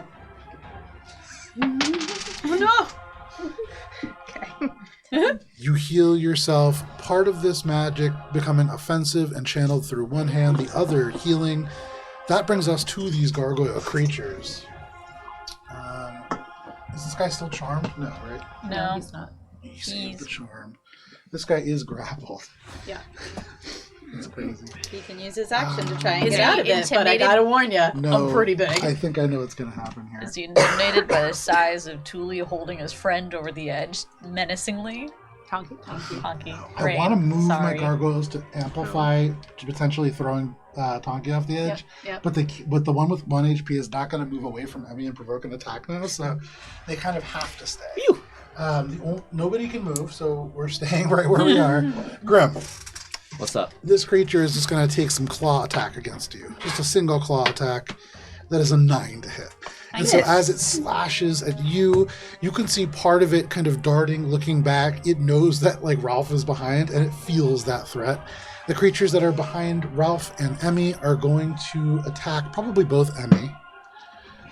Emmy, the first one is going to be a 6 to hit, and the second one is going to be a 5 to hit. Natural 1. So those creatures almost kind of fighting amongst themselves. The one that looks like a skeleton turns to the other one. The other one shrieks, terrified, as it is looking at its compatriot with like the flesh, quote unquote, melted away from it. It's horrified. This is like a visceral, primordial reaction, and they're unable to hit you as a result. Tonky. Tonky, this creature held by you is going to make some attacks against you at disadvantage. That is a 10 to hit. No. He He doesn't have disadvantage from the grapple. In that case. Yeah, it's just movement speed. It's not 11 restrained. to hit. No. The other one, who is on the other side, is going to attempt to hit you as well. That is going to be a 15 to hit. Nope. And then can you make a strength saving throw? I would be delighted to, with advantage and everything. 16. A 16 is enough. It's close. You can feel these creatures tugging at you, both of them. You have one, but then for just a moment, the other one pelts you from behind, and you feel your momentum shift. If there was a single other gargoyle, there is a potential chance that you would not have succeeded on this. Fortunately, Tonky has learned some things during this turn. Fortunately, but also that attack from Emmy that didn't quite kill that gargoyle ended up being very beneficial to you for positioning. So, very interesting the way that played out. That is all of the gargoyles. That brings us to Nora. Please. Which one? The one We're gonna hit him! he's badly Oh, hurt. Badly hurt. Gargoyle. I hope. Oh boy. It's a natural 20. Oh my god! The gargoyle with the strongest will to live. Sorry. This bell clangs, but this creature, all of its flesh has been pulled away from its body, so it doesn't even worry about that. I built this character because my rolls suck so bad. How is it that you're rolling so good? Unfortunately, that gargoyle's name is Will I'm himself. done. I feel so bad about it that I'm rolling on that side. I know, I'm because done. I want you to see. I'm literally like, I this know. is wild. I'm done. Okay, that is your turn. As you, You'll kill a hag toll yet, the don't dead. worry. That brings us to Truly. So it's still here. Yes, it is. I don't know. Are you in this area? Tonki's right at She's the in edge 2 of by your 2. cube. Yeah. Okay. I'm in like base contact with the edge. Okay, Here, then I've got these. then you're 5 feet within it right now. Oh, am I? Yeah, Is because it it's a the visible 4. effect? Yeah, very Okay, much so. yeah. So Tonki just doesn't care. She's just like, oh, Okay. apple Yeah, pie. because I don't think well, yeah. I'm not gonna move it. It's just gonna happen. Go for it. It's in a good place. 4. So all of a sudden, you're like, oh, I don't care about this Tonki, and then molasses all around you. You are So moving in this is slow just motion. those 4. It is difficult terrain. You just got out of the difficult terrain, but now you're back in. You're too tall to care. And Care a lot. Out of the frying pan into the not molasses. much more I can do. I'm gonna try to Starry Wisp, the one that's in front of Grimgob again. Okay. You got this. That's gonna be a 16 to hit, which I don't think hits. That is a miss, unfortunately. And I don't think I have anything else I can do for this action, Alrighty. so that's That brings us to Grimgob. As the starry wisp goes whizzing by, what are you doing? I'm gonna use lightning lure again on this thing in front of me. Okay. So I imagine this is like the strength saving throw. 16. That will meet it. Okay. So it don't do nothing. And I'll just disengage, and I see Tonki precariously close to the edge over there, so I'm just going to disengage and move 1, 2, 3, 4, 5, 6, and just kind of keep an eye on her outside the window. You lightning lure, it misses, but the distraction gives you the window that you need to skirt away, and you kind of peer out at Tonki, just holding this creature out through molasses. That is your turn, Grimgob. Yeah. That brings us to Ralph. Okay. All that is difficult terrain, correct? All the Correct. crumbling. Correct. Can you just move me diagonally so I'm flanking the gargoyle with Emmy? Yeah. Like this. Yeah. Very nice. Okay. So we can't hit these things or anything. So I will just continue to bing bong the dead Okay. and just hope that they just. I am assuming their dexterity modifier is higher than their wisdom modifier. Which so, one? The one that is right in front of Ralph. I don't think she would do that to Nora. This is what save? Wisdom. That is going to be 19. Nay. My bonus action continues to be. They have no Too wisdom important. modifier either. I know. I know. You don't have to say it. We know. It hurts. Anything else, Ralph? Your bing bong is ineffective. I know. I think for flavor, Ralph will just kind of like grumpily just like I don't even know anymore. I think she's just pissed. Isn't it awful? No. That is your turn, Ralph, and it sure is awful. But that brings us to you, Tonki. This creature's still trying to attack Please. you. I feel like we As she notices please. that the gargoyles, she like remembers that the gargoyles can push people, and she's like, me big, but better play safe.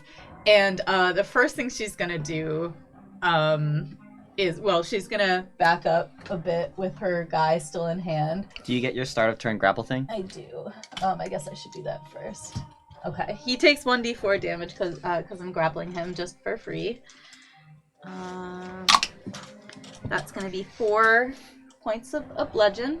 Okay. Non-magical, right? Non-magical. Not quite as much as you would expect, but this creature is hurt. All right. And then she's going to reach out and attempt to grapple the other one. Okay. You got 2 hands. Yeah. Double fist gargoyle. You succeed. That is a Yeah. natural one. I got a 21. So, no, I had advantage and everything. Yeah, no, I did real good. So now I'm holding both of them, and I will continue to walk away from the edge. Now make them kiss. Honky is a lot of things, but realizes when she's made a mistake. Okay. I think we're out of grappling rings. You so... hold on to these two gargoyles, one kind of the head palmed in each hand. That is your turn, Tonki. I'm just gonna use as much movement as that I have left to kind of. I want to swivel around so that I'm holding them in a spot that. Where I'm holding them in a spot where it's a little easier for other people to hit them. Gotcha. So I'm going to hold them in front of me like this. Okay. So all of you watch as suddenly from amongst the molasses and flowers and various stimuli that are kind of erupting out of this cube, Tonki strides forwards, clutching both of these creatures by the skulls. Quick question. Yeah. Would Tonki, just by looking at it, know whether she could reasonably get pushed through this wall or like the window or whatever? You could not know. Sorry, I can't tell, or I can't. You can tell that you cannot be pushed through that. Cool. So she's gonna, that's a much. This is a very safe place for you to stand. Okay. That brings us to the top of the round to you, Emmy.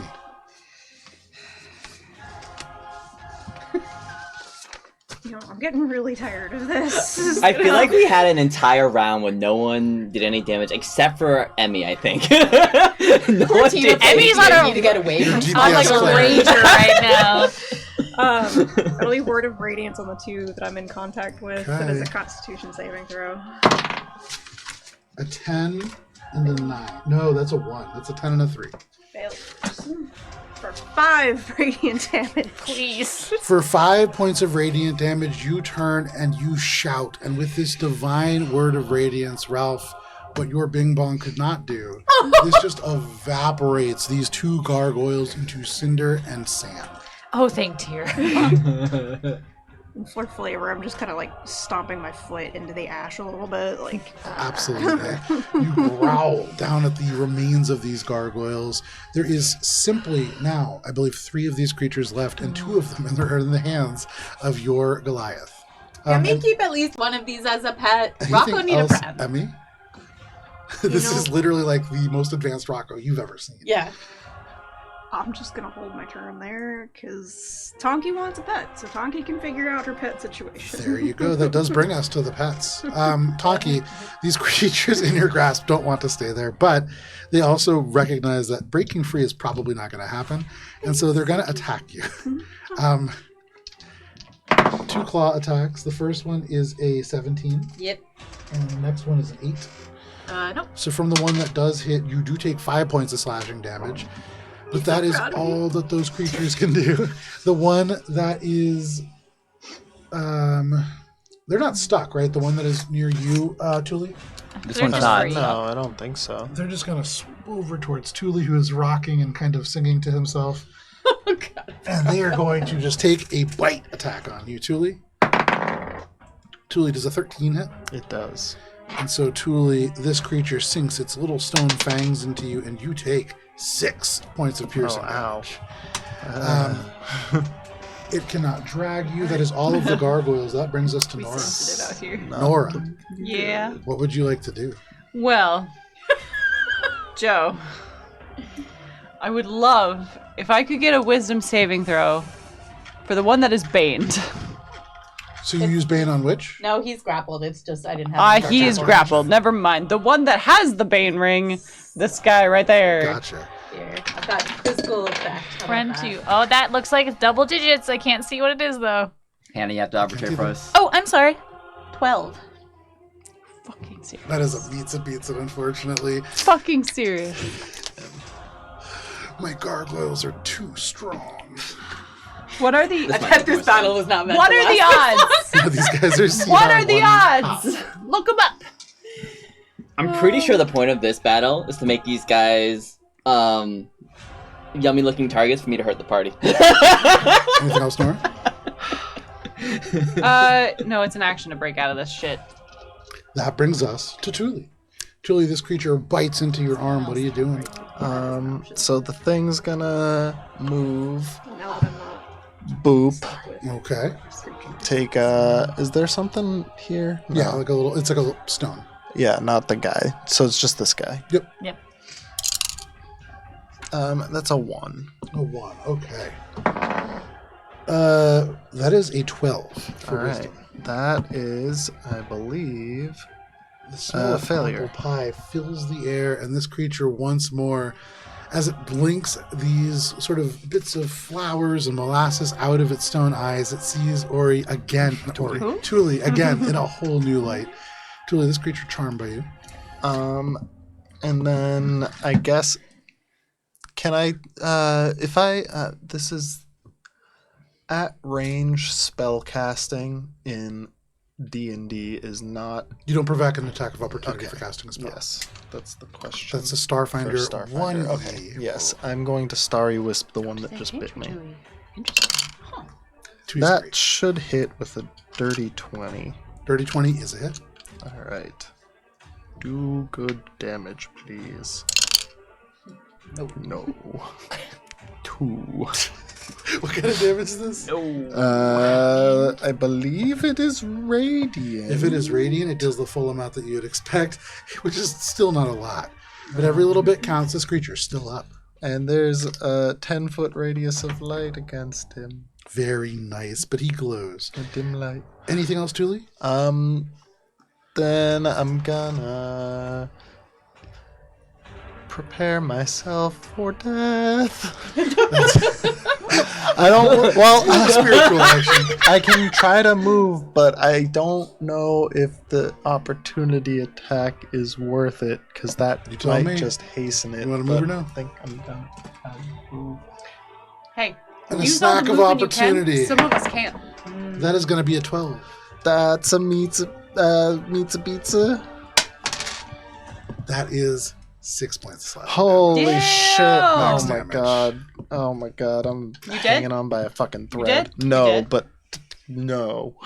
So you guys have all been This is fighting. the only- You saw Ralph Tuli tell you to do something, and he was completely safe. But now you I turn haven't been over, safe this whole time. Now Tuli is just like blood, just soon as they running just down do his it. face. Crawling. Anything else, Tuli? That's it from me. Alrighty. That brings us to Grim. Grim, I will say, over the course of this combat, one pattern has been consistent. If you do not hurt your party, you do not hurt the gargoyles. Yeah, like I'm just like I stop and you guys are just now moving around like the molasses. Anyways, I'm right here. if I walk into the effect, does it still trigger or is it just like only at What's your the kill count, Grim? I believe it's at the start of the turn. Grim's KD ratio is Cool. Let's see. Do allies count? Yes. Yes. One, let's see. Alright, Joe, how tall is this pillar? Probably about 15 feet tall. Probably closer to 20 feet tall. 20 feet tall? Mhm. Okay. What could I do to like try to push it over? Telekinesis maybe. Like, Yeah, so my telekinetic shove, it only affects creatures. Yeah, So, probably. but like, could I use that and like, I don't know, lightning lure or firebolt to try to push it over? No. Okay. I mean, you can like. I'll tell you that for free. You can damage the pillar enough to make it fall over, but like firebolt and lightning lure are probably not going to do it in a turn. Alright. Okay then, I'm just gonna go and lightning lure this guy over here. So make a There you strength go. saving throw. That is a 3. That will be a failure, and he will take 2 lightning damage. The full amount that you'd expect, but he's still up.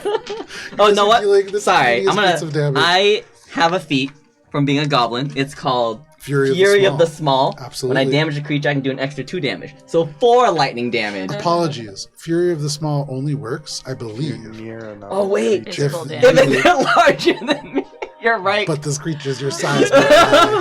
Well, It I'm also not used is to this. furious. Pick on someone your own size. I am. Yeah. Anything else? Grimgob. and then I'm going to, I guess. Yeah, no, that's it. That's it, Alright, really. you pull this creature I'll stand over to behind you. between this and Tuli because Tuli looks like kind of scared. There you go. Kind of ass. That brings us to Ralph. All right.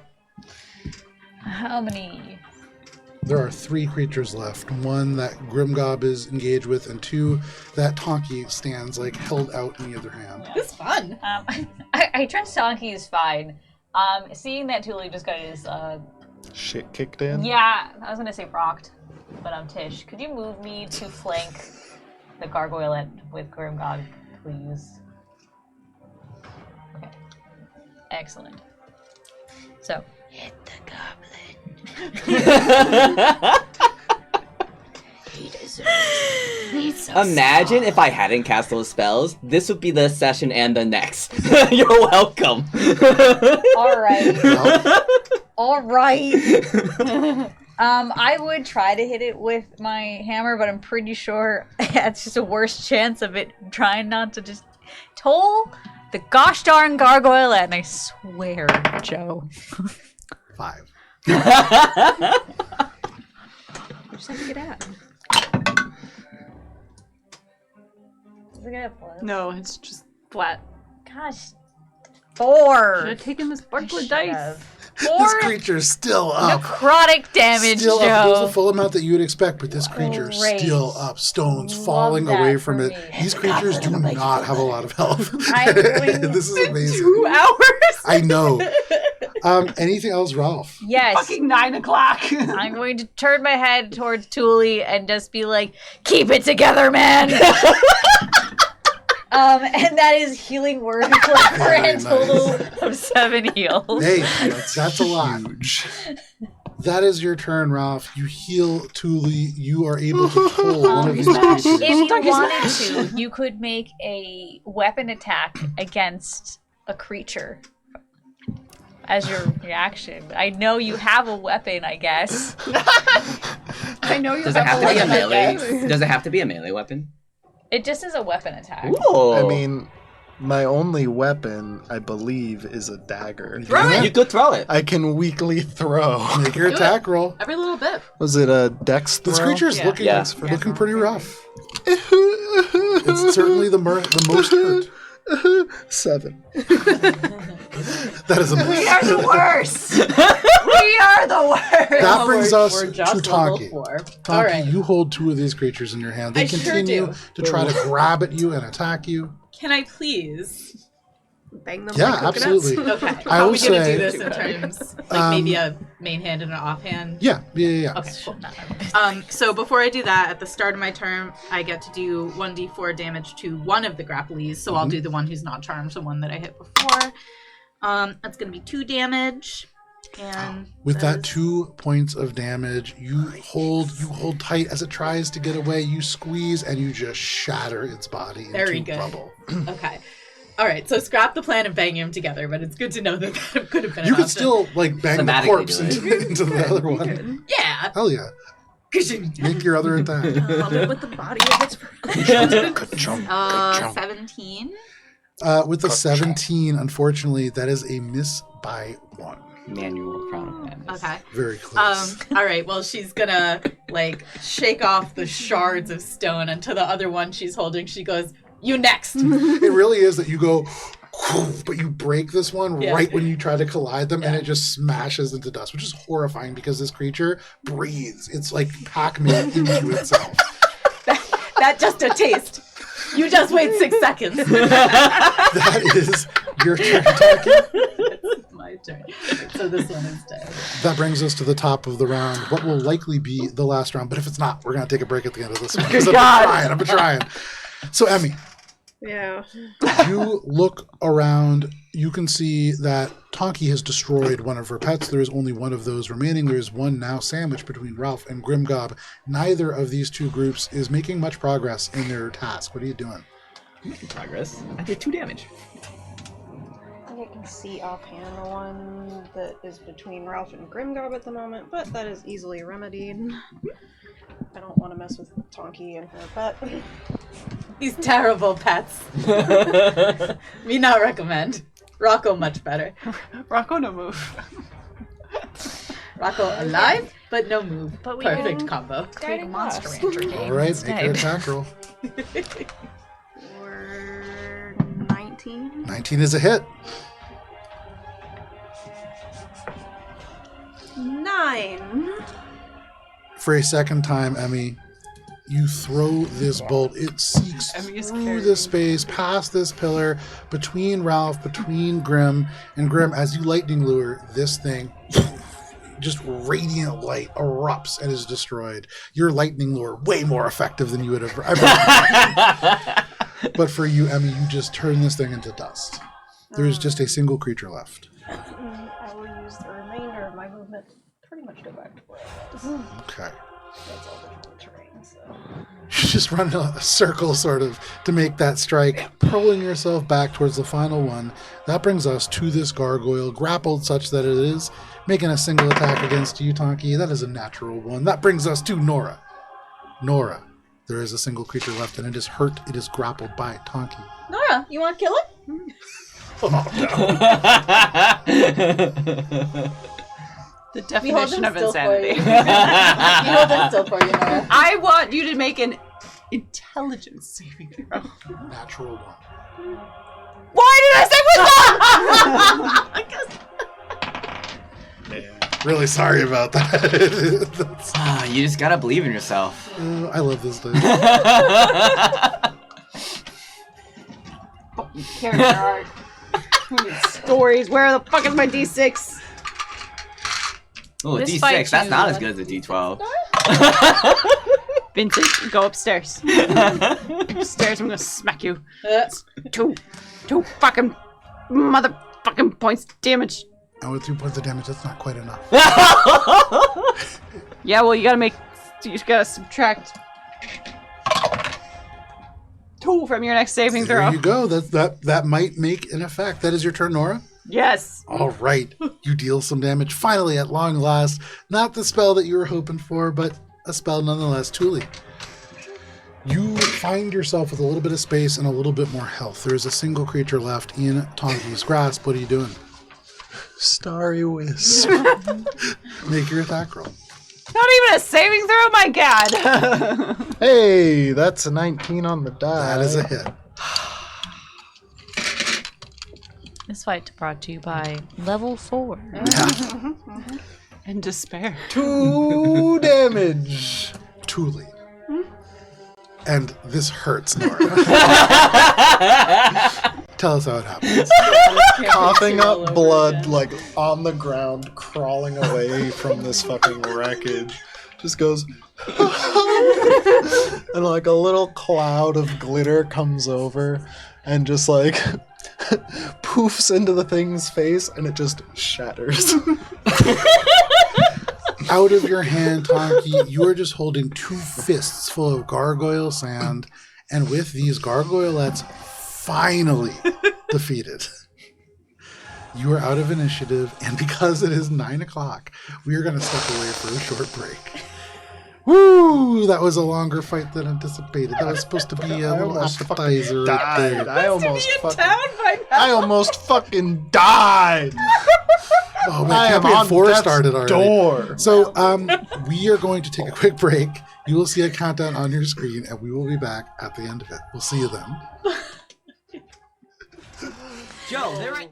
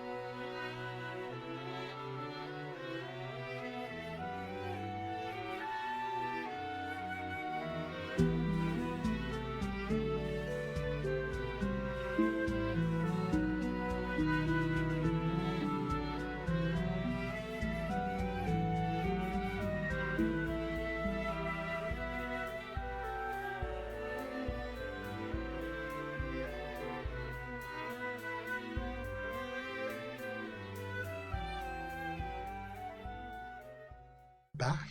Thank you for sticking with us through the break if you did. If not, we're fighting gargoyles. We've been fighting gargoyles. We are farting around. 5 more just showed up. We are playing D&D and you are a part of it now. No. So, all of you finally vanquish the Gargoylettes, taking the final one and turning it into sand. Tonki, as this slips out through your hands, as these bells kind of finish tolling off and into the distance, what are you all doing? You can hear the howls in the distance, laughter, knolls from the far side of the bridge, from underneath you. What are you doing? Come on, everybody, we gotta go. We need to keep moving. Be over And bringing Nora out, helping Nora get out of the ice. Tonki is going to try to figure out if she needs to scoop up Thule and carry him. Yeah, I think Ralph would go over to He's Thule's probably arm and try to like hands and knees, like try to like pull him up. holding to his stomach, just like. She's at least gonna help Thule Wind up. knocked out. Oh, You need a ride, Thule? yes, please. Okay. You get lifted up and go like 5 feet up, and then just onto Tonki's shoulders. While I'm being carried, were these like a princess. Yeah, were definitely these things of giant construction, Like, are these some sort of Make a defense history check. mechanism? Because what the fuck just attacked us?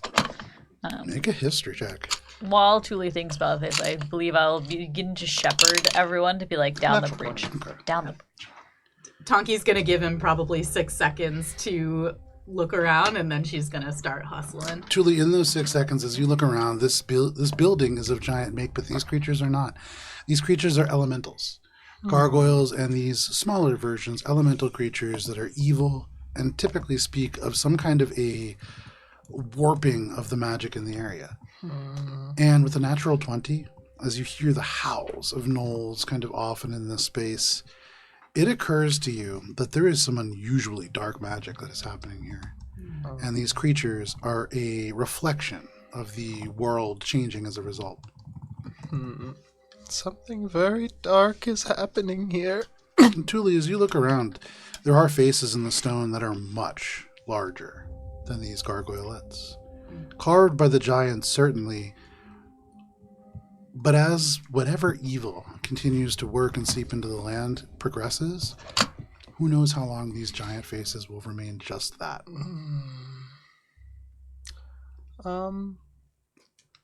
Knowing that there's some sort of evil presence now surging in this area, and also knowing about what Grimgob has told us, could there be a similar sort of source in this area of that?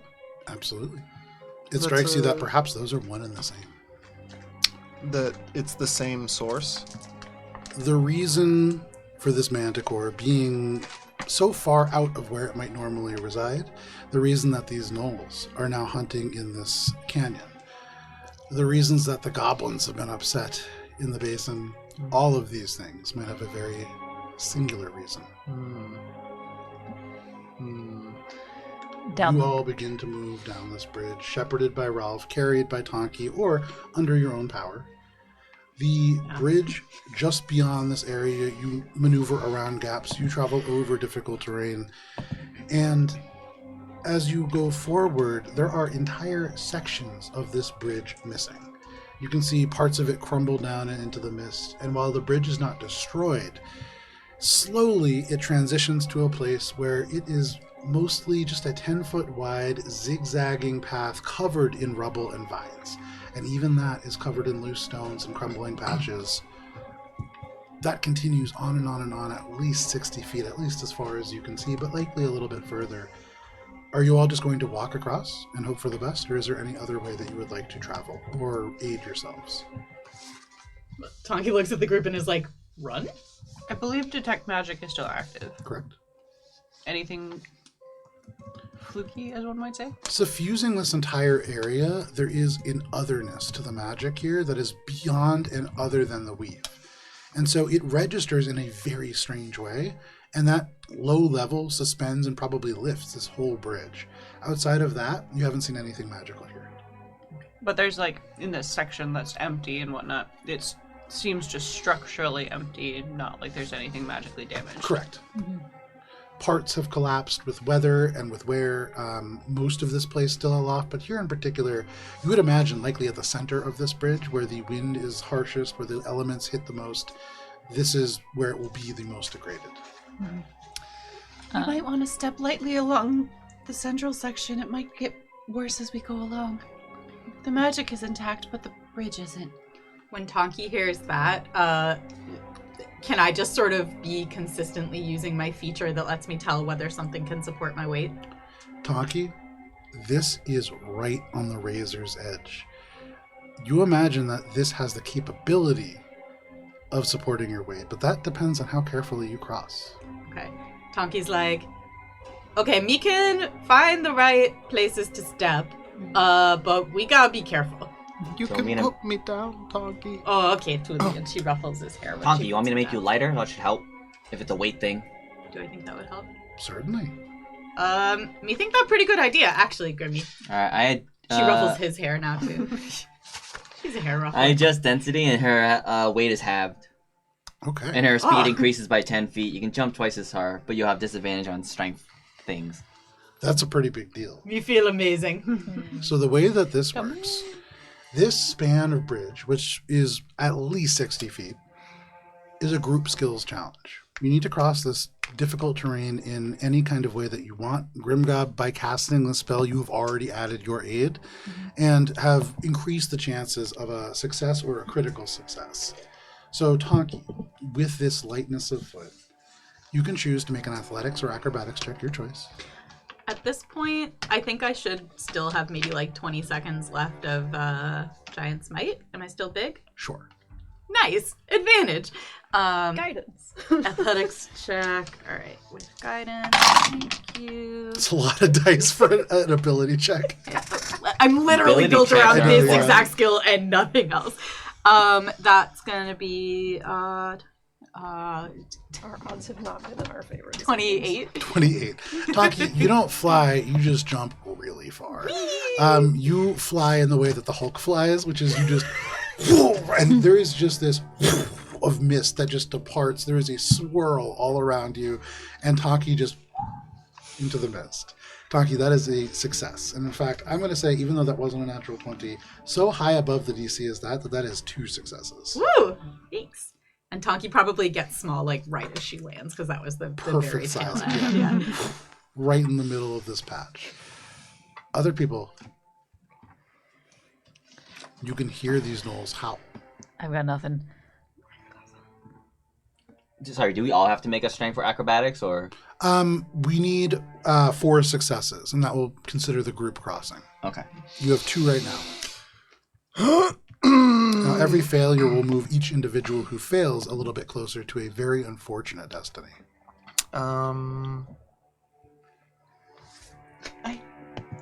mean, you've always found safe paths for us before. Strength And index. I think that you can do it again. You get a 15 on your roll. Oh, very nice. Very nice. Okay, so I will choose.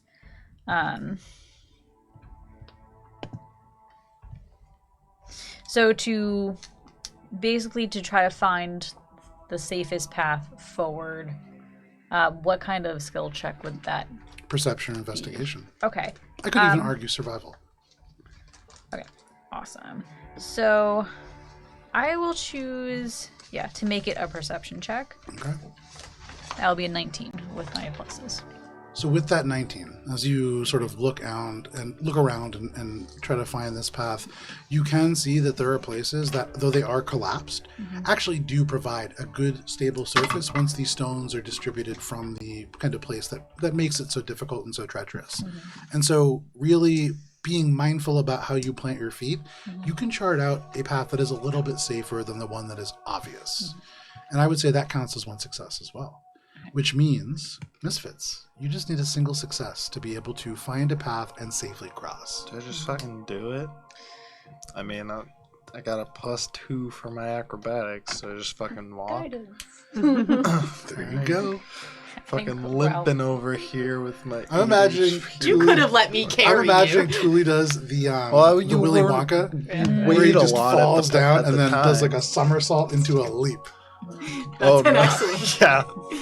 Well, let's see how I roll There first. you go. What's the +4? Plus Plus D4? Plus 1d4. Plus D4. Take my little D4. And it lasts for 1 hour. Good on the D4. That's 17? You needed a 15 to succeed. Hell And so yeah. with that guidance, with that help, you are able to fairly athletically, given the injuries that you have sustained, you leave blood on every place that you stand. And for your party, that actually makes it much easier to cross. You just follow the red brick road. So easy. Oh no. Follow my bloodstains! This feels somehow very gruesome. By working together in an unconventional way, you are able to cross this span 60 feet, 70 feet, 80 feet, 100 feet, and you reach a part of the bridge that is better structured. And though slightly uneven, it has been well traveled. You can see mud kind of caked into the space. You see gnoll prints kind of pressed in, pretty fresh. But what really makes you sure without even a survival check that these are gnoll prints is that there are gnawed bones littering the area. This whole area shrouded in a heavy mist that combines with the thin, cold, and bitter smoke that blows from below. And now, 60 feet away, where the mist swirls at the periphery of your vision, you can see these 2 tall stone structures that rise up that mark the end of this bridge, where they connect and anchor to the solid land on the other side. Following Thule's blood-stained patches, catching up to him, kind of hold him for a second and say, hold on, Thule, let me touch you up a little bit. Thanks, Emmy. For use of the healer's kit, that is 10. Hey. For everybody who's not Thule and Emmy, who are kind of in this moment of patching Thule up a little bit, after Thule leaps across this huge gap, barely clinging to life, maybe stopping to heal is a good idea. Can everybody else make perception checks? Yes.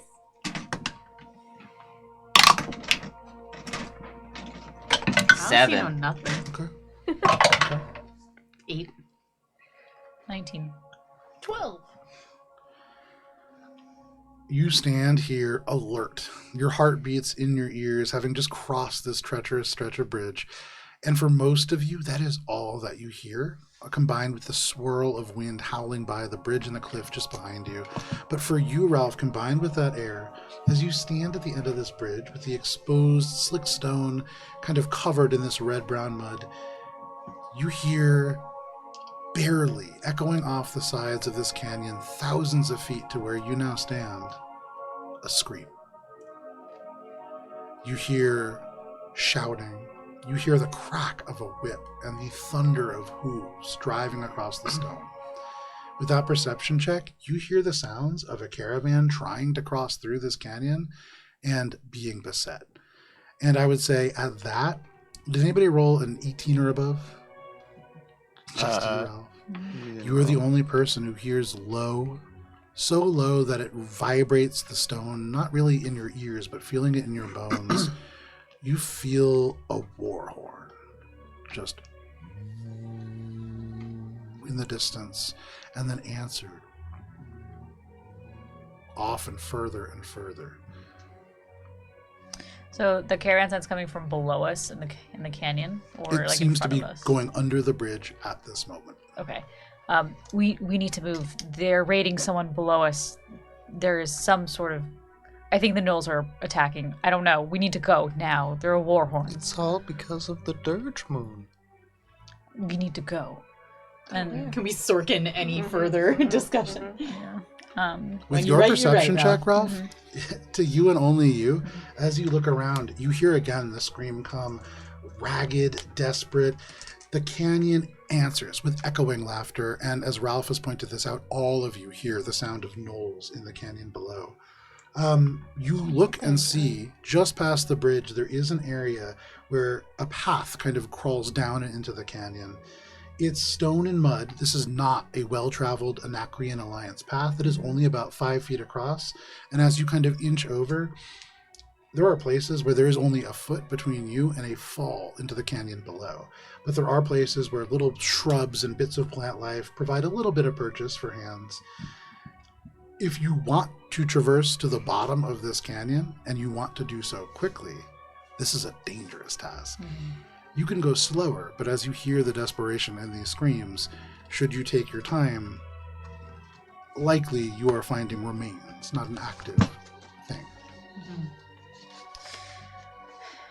Ralph is going to look at the way down and look at the party and think about what just happened on the bridge and just be like, I don't think we can make it in time.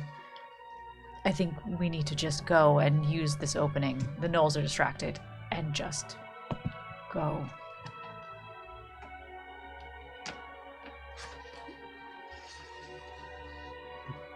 Can I see what's down there? You the screams. Look over, and with your previous perception check, as I well didn't as... Right, make a perception check. I'm not gonna see though. Tonki's already moving, by the way. 9. Okay, you look over the edge, and you can see Tonki picking their way down the cliffside. No, and not much like else. when she says like we need to go, Yeah. like not down. Oh, gotcha. Yeah, not toward the. She's Then you see not much at all. yes. Tonki is agreeing with Ralph and moving in the direction that Ralph is indicating. So Ralph and Tonki begin to move away from the sounds of these screams. I hate it, but I think you're right. I hate it too.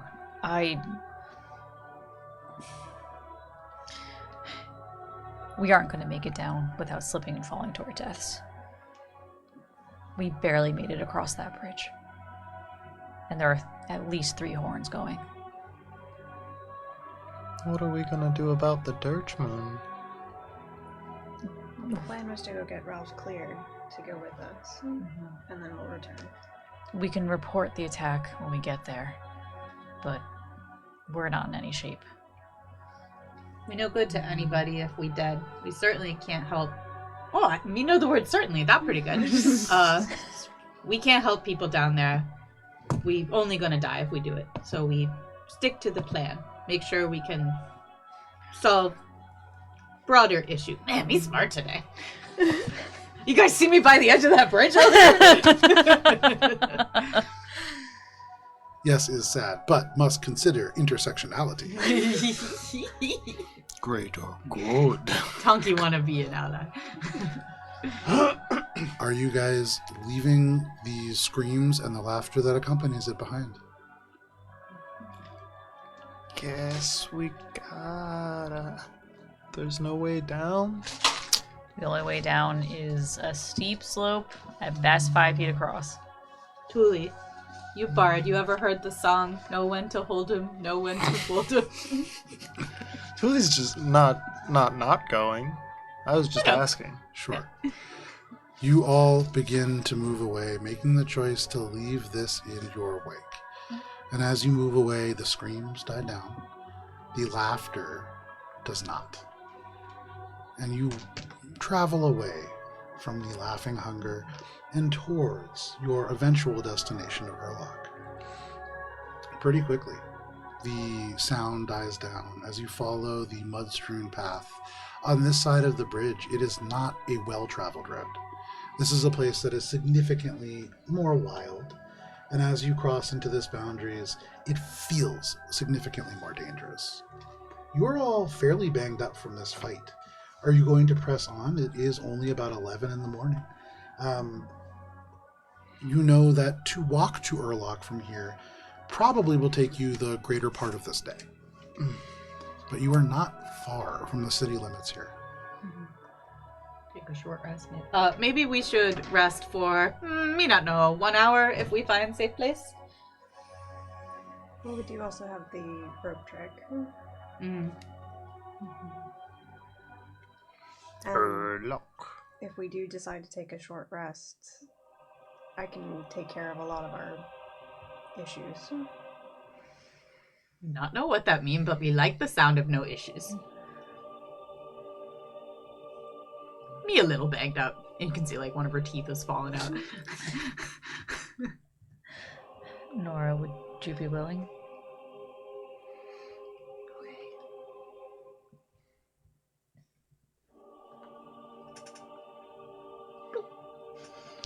Since you didn't specify, 60 feet of ropes. You take a reasonable length of rope. So having planned this before, you just toss it up. And this just disappears into this other plane.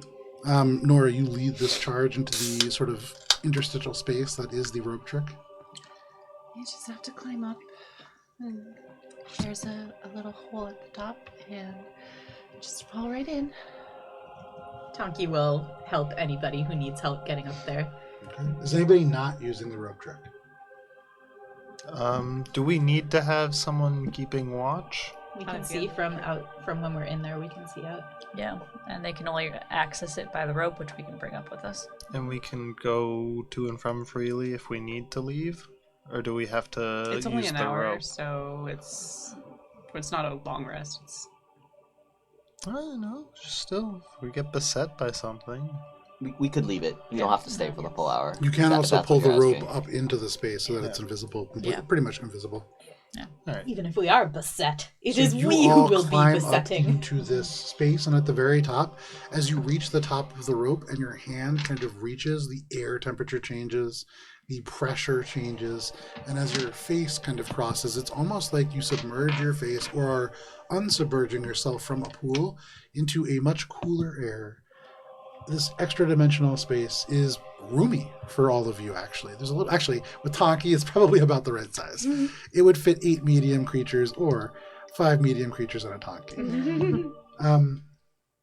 You can, as you look around, if you focus through the darkness of the walls and boundaries here, almost like through a tinted window, you can see your surroundings. Nora, are you pulling this rope up? Okay.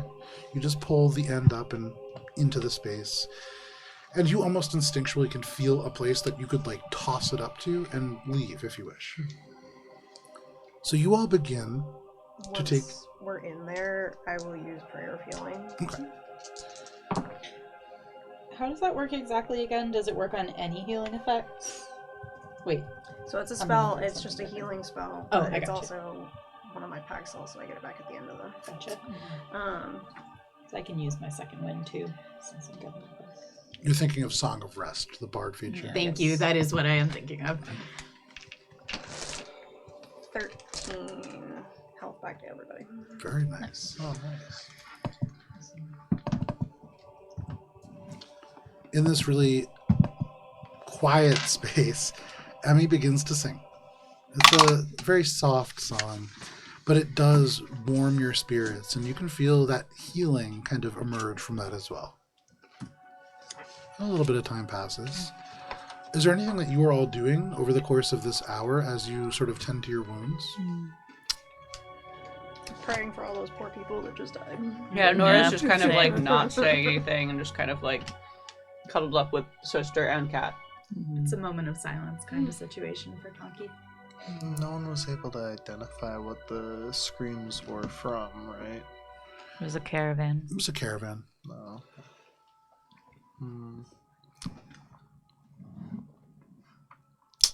So we're going away from the basin right now, correct? You're running kind of perpendicular, but yeah, a little bit Oh. away from it. Okay. So this is not super out of the ordinary to be like... We're towards the very southernmost point of the Anacrean Alliance. This is a war-torn area. Things like this are expected. There are many factions here, and unfortunately, there's only a few of us. Let's be realistic. I hate it. I hate it so much. But what, we scramble down 600-foot cliffs? To what? Packs of gnolls? Probably something worse. We get to Urlock. I report. We are part of the Fallen. Maybe they can send someone out to prevent another run. They'll probably need more than one person for whatever's down there. They probably have more than one person for whatever's down there. I meant like a troop. It's not really the Tribunal's thing, but couldn't hurt to report it.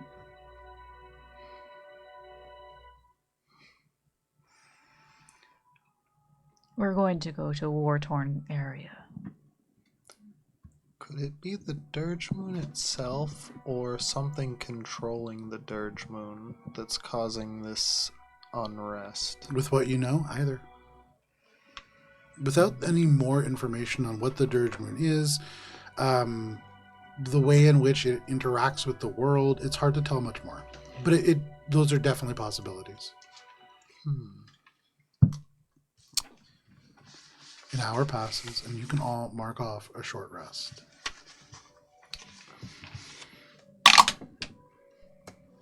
It is noon when you are all shunted from this comfortable but sort of dark space. And you find yourselves in a slightly thinner but still very thick mist. As the sun has risen, it's done a little bit to kind of dispel it, and it is still quite warm, about 80 degrees here. Ahead of you, you can see this path.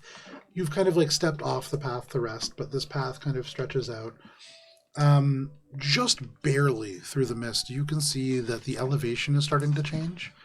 To the north, to the northwest of where you are, for those of you who are familiar with the area, you're beginning to see the sort of foot of what is called the Hexgale Mesa. And this rises up and up and up, becoming abruptly more vertical, probably a good 6 hours north of where you are.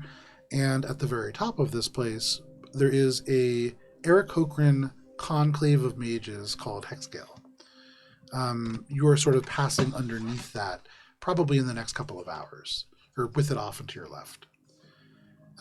As you walk and you kind of get to that point, you end up in the shadows where the sun is kind of blocked off by the huge bank of clouds that rests over this mesa. Are you guys doing anything as you walk?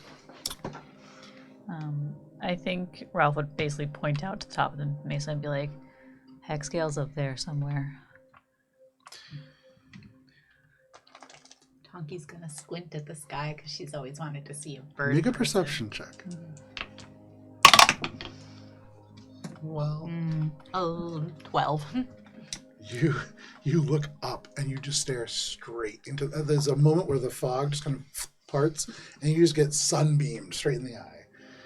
And it really hurts, and you blink, and there's this purple dot that will not go away, but you don't see any bird people. Oh, this is just like that time we look at the eclipse with no glasses. Yes.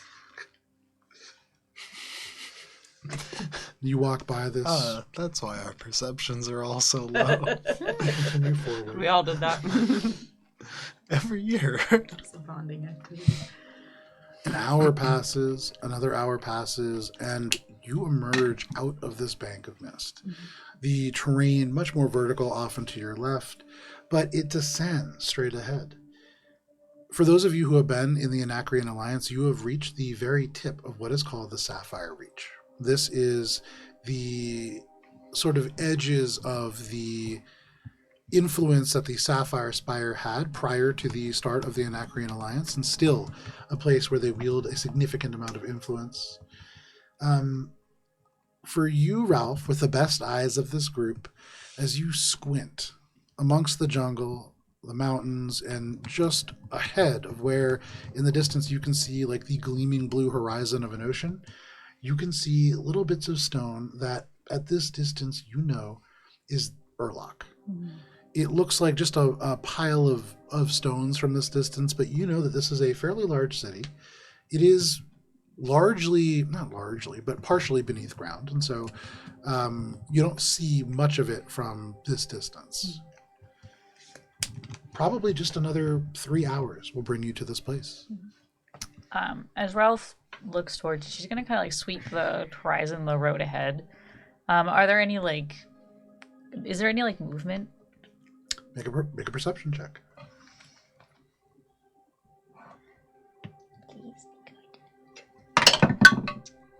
Natural 20. With a natural 20, the sun shines down. The clouds part. The mist breaks. You see Urlach sort of zoomed in to your vision. As you look down, you can see there is certainly movement. You are looking at the part of Urlach that is called Wildgate. You can see some of the buildings in front of the walls around the city proper. This is a place that is kind of a neighborhood that is a little bit more folks that are like hunter-gatherers, people who like to actually go into the jungles a little bit more. It's the most dangerous part of Urlach to live in because it's outside the city walls. But you can see, there's movement happening at about 1 in the afternoon, 2 in the afternoon. People going about their business. You can see little lazy stacks of smoke rising off the city. You can smell faintly in the wind with a natural 20 cooking fires and all kinds of things. You are looking at a place that is business as usual. Okay. As she kind of looks over, she will point out Urlach and be like, things seem pretty normal. I don't think we have to worry too much about roving bands right now. That's not what I'm worried about. for when we get to the city. Is there anything that we can do to help?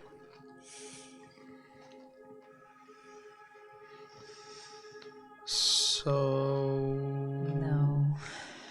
It's really just gonna depend on who's there. Maybe we gotta rip Band-Aid off then. What You know, happens Band-Aids. if they make you stay? You know what that is. Then I might have to stay. But what about the gems?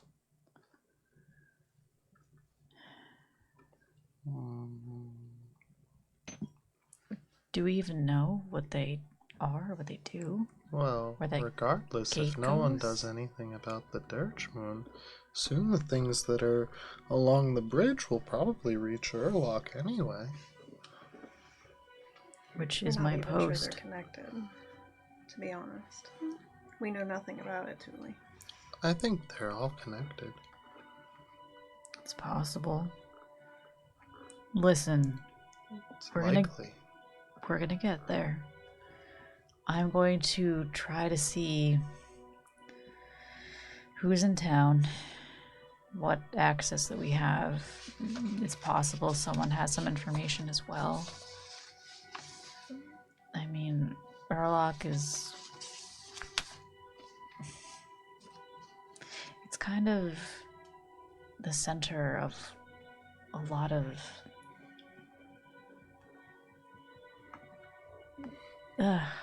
craziness. Tribunal coming in and out. We're on the edge of the Alliance.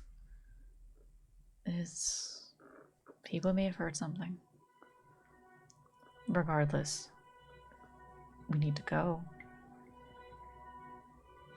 Okay. You walk.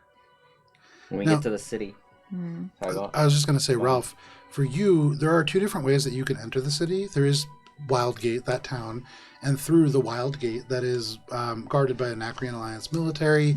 You could also go a little bit more to the west, and you could enter in through Hunter's Rest, which is a smaller kind of, there's not a whole lot right outside the walls, but immediately on the other side is a bar of not terribly great repute called the Soggy Sailor. And that might be a slightly easier way to get into the city unnoticed if that was your goal. By going through Wildgate, you would be passing the Wildgate Apothecary, you'd be going past the stables, and into the part of Urlock called the Heart Quarter.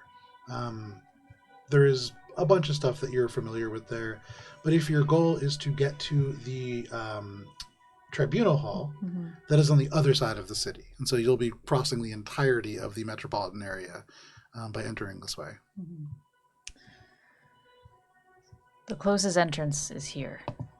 It's unfortunately on the opposite end of where we need to end up. We could go a little further, scoot around the outside.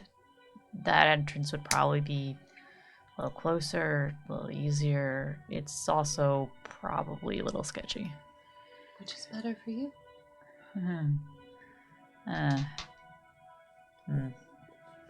It depends on who's there. When we get to the city. It sounds like we really need What to just if go and find out We go who's there. first, and then tell you who's there, and then you can decide which way to go. That's like 6 hours worth of effort, Tuli. Oh. When we get to the city, can I cast something to make you, I don't know, either more persuasive, wiser, or smarter? Or maybe one of us can talk to them? What a sick bird. A pair of sick birds. Be really persuasive. We can help. All right. I couldn't do anything to help those people in the caravan. At least let me help you. I'm going to be blunt here. I don't think that's going to matter all that much. I have to make my report. I have to make the request. You all can be supportive, but I don't think any of you hold enough sway to really make a difference.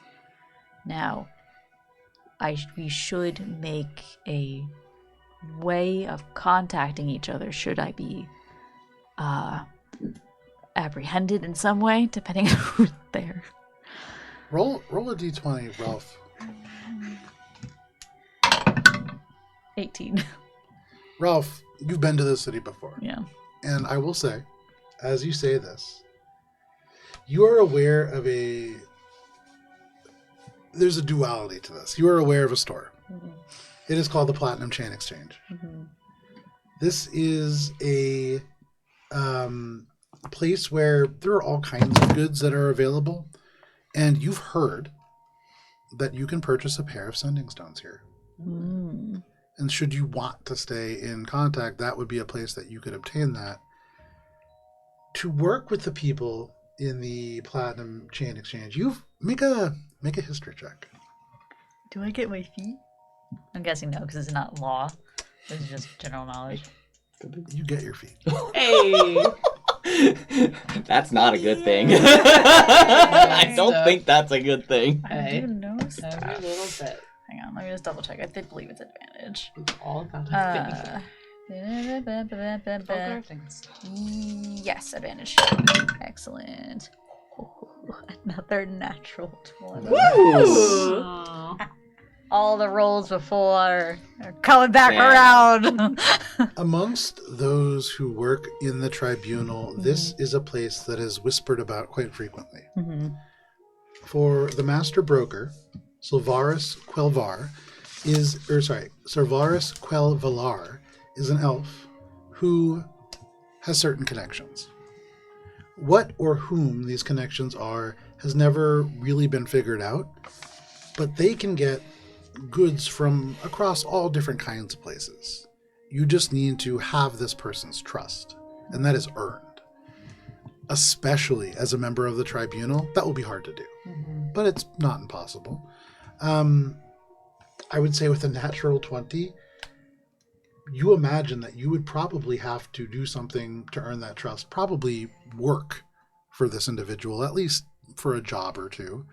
And depending on how much of that you are able to accomplish, you probably would be able to open up a whole bunch of different inventory options. Well, there's one terrible idea. Ralph will basically, like, convey... You guys are walking. Yeah. Ralph, with a natural 20, you think about your time in Urlock. You know about the Faldron Mill. This is a mill that grinds up wheat, and actually the owner of this place has a little bakery that they run semi-legally out of their home to produce bread. They also, the reason that they're allowed to do this is because they provide the bread for the garrison that is within Castle Dove. You remember that aside from the mill and the loafery, there is also Castle Dove. This is a place that is garrisoned by the Anacrean Alliance. You imagine that if things have not changed, Storm Commander Almaric Windell is probably still the ranking officer there. You don't have any kind of relationship with them, but the Tribunal has a very good relationship with the Alliance military, and that is something that you might be able to leverage.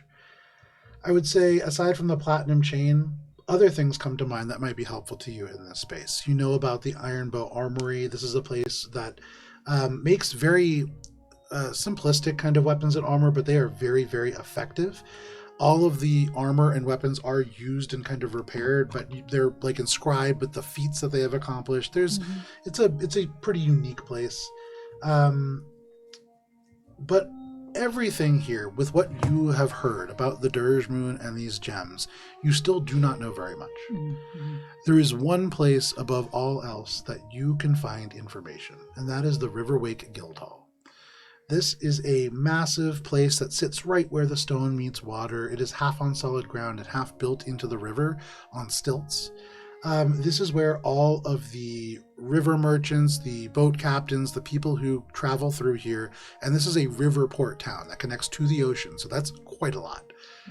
Everybody meets here. This is where secrets are exchanged. This is where you can learn about the different boats coming into and out of the harbor. This is a place where if you were looking to find out a little bit more about these gems, or perhaps what they are doing, would be a really good place to stop. And with a natural 20, I think that's most of what you would know. Okay. Is the River Works Guild Hall closer to Hunter's Rest or closer to the Wildgate? I'll send you guys a map in Discord, but the Riverwake Guildhall is in almost the dead center of town. Okay. So if you traveled through Hunter's Rest, you would pass the Soggy Sailor, and then going straight down the road would eventually end up at that Guildhall. And from there, you would actually be able to cross the bridge over the river and then be closer to your ultimate destination. Okay. All right. After thinking about it for a minute, I think we should go to the Riverworks Guildhall. It's where all their information is going to be and might be a good first stop. Maybe we can get some insight as to what's going on, and maybe we can make some arguments for why I specifically need to be involved with this. And which gate is that one at? We should go through Hunter's Rest and around a little bit. It'll be a longer walk, but it'll be more direct. You make your way. And before too long, you get to Hunter's Rest. You can see these stone buildings kind of rising up. For those of you who haven't been to Urlock before, it's unique in its construction. The stone that you are seeing is a little bit mismatched. I would say for those of you who have been here, you know much of the construction material of the surface city is from salvaged bricks from the fallen dwarven citadel further north. There are peaceful markets here as you enter. Let me change the music a little, actually. It was very, like, triumphant. Very travel explorer. Yeah. This is a place where the buildings are all relatively squat because you know, Ralph, that they extend underground as well. There are people going about their business here. You can see carts and a very diverse population, though a lot more elves and dwarves than anything else here, which is unusual in Mythalstrean. You make your way over to to Hunter's Rest. And you can hear, even from the outside of these massive walls, these walls go up almost 20 feet, and at the surface you can see two members of the Anacrean Guard who are kind of passively keeping watch. You're able to enter. They don't stop you or anything like that. There are people coming in and out, hunters bringing fresh game. There is all kinds of stuff that is happening. I would say, Ralph, with that natural 20, the last thing that you notice is that the feeling in the city has shifted since you've last been here. There's a little bit more tension in the air. Uh-oh. But you can hear the laughter and fighting that is the hallmark of the Soggy Sailor. This is a bar, single story, no basement to this structure, but it's relatively wide. Seats about 50 people, and I would say with that natural 20, the last thing that I'll give you is that there is a fighting pit in the back. But this is a very, very poor quality bar. And you can hear the sounds even now at like 6 p.m. People haven't really started drinking, but there is like arguing and fighting that is happening on the inside of the structure. Presumably you walk past that, trying to kind of leave that in your wake. And walking down the street, you reach the Riverwake Guild. It sits on the river, and there is a broad, low-slung building. The wood that makes this looks like driftwood, but it's been reinforced with stone. The lower beams that disappear into the water are permanently damp. You can see darkened by years of waterline rise and fall here. And it extends into the river as a wide open dock. There is tons of people hauling rope, packing crates, slinging fish. This is a very busy place. There is an entrance that is covered by a very large awning with a sign painted with a river current that twists into a tied knot, which is the symbol of this guild. On the inside, there is a tremendous amount of activity on the main floor. Probably close to 3 or 4 dozen people, even after hours here, 6 p.m. There is a huge map of the Sapphire Reach and its tributaries on one side of the wall that is just covered in multicolored pins, strings. There are chalk markings on it that is constantly, there are 3 or 4 people just updating it, talking to other people, updating it. This is like Wall Street happening here in Urlock. You can see on the left-hand side a dispatch counter, long scarred wooden desk. There are a couple of people here, clerks, that are just writing super fast, speaking quickly to the people standing in this line. All around you, people are hiring boats, booking passage out of Urlock, asking about different routes. You can see that there are maps for sale at some of the tables here. There's a little side area of alcoves off to the right side with semi-private booths that you, Ralph, know are typically where more private deals are done. If you were negotiating passage and you didn't want others to potentially jump on board, you would probably go and do that there. In the very last side alcove, there is no curtain. You can see broad-shouldered, a human, really thick in the chest, barrel-chested, very weathered skin. They have the look of a sea captain. They dress in heavy boots and a reinforced coat that look like it would be just as at home on a riverboat as it might be here in this guild hall, or even really at a noble's house. It is this very simple but very high-quality gear. And they have a massive ring of keys that sit on their belt. Ralph, you know that this is the Guildmaster. This is Hob Rennick. They are known to be fairly friendly. Their reputation is so friendly that they're probably dangerously charismatic. They are the Guildmaster of this for a reason, and so their ability to negotiate is almost unrivaled within the people here. But all of this happens around you. This is a bustling place. Okay, so they all is in. I think Ralph would point out Hob. You said Hob Rennick? Yep, Hob Rennick. Okay.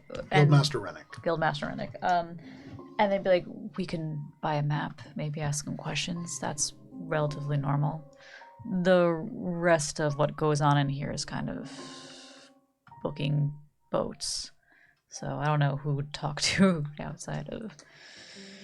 I don't know who to approach. That would be normal. You think he's gonna be interested in manticore spines? We got a bunch. Maybe. Maybe he'd be happy to hear we beat up manticore. I will be blunt here. I don't procure boats very often. I don't know who really... I know who the Guildmaster is, and that's like the limit of my knowledge.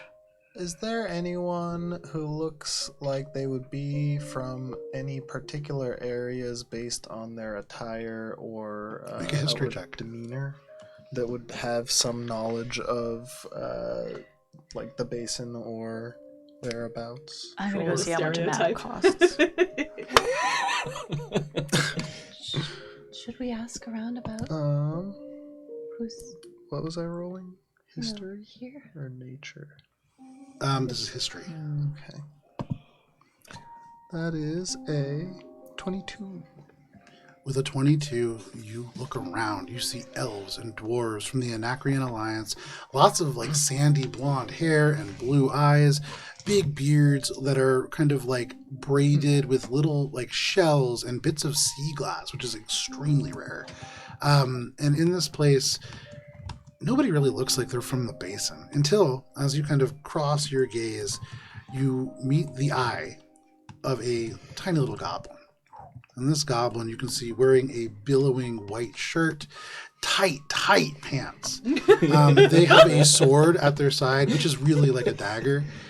They have the look of an aspiring riverboat captain. And the one eye kind of meets you, and they gesture for you to come over.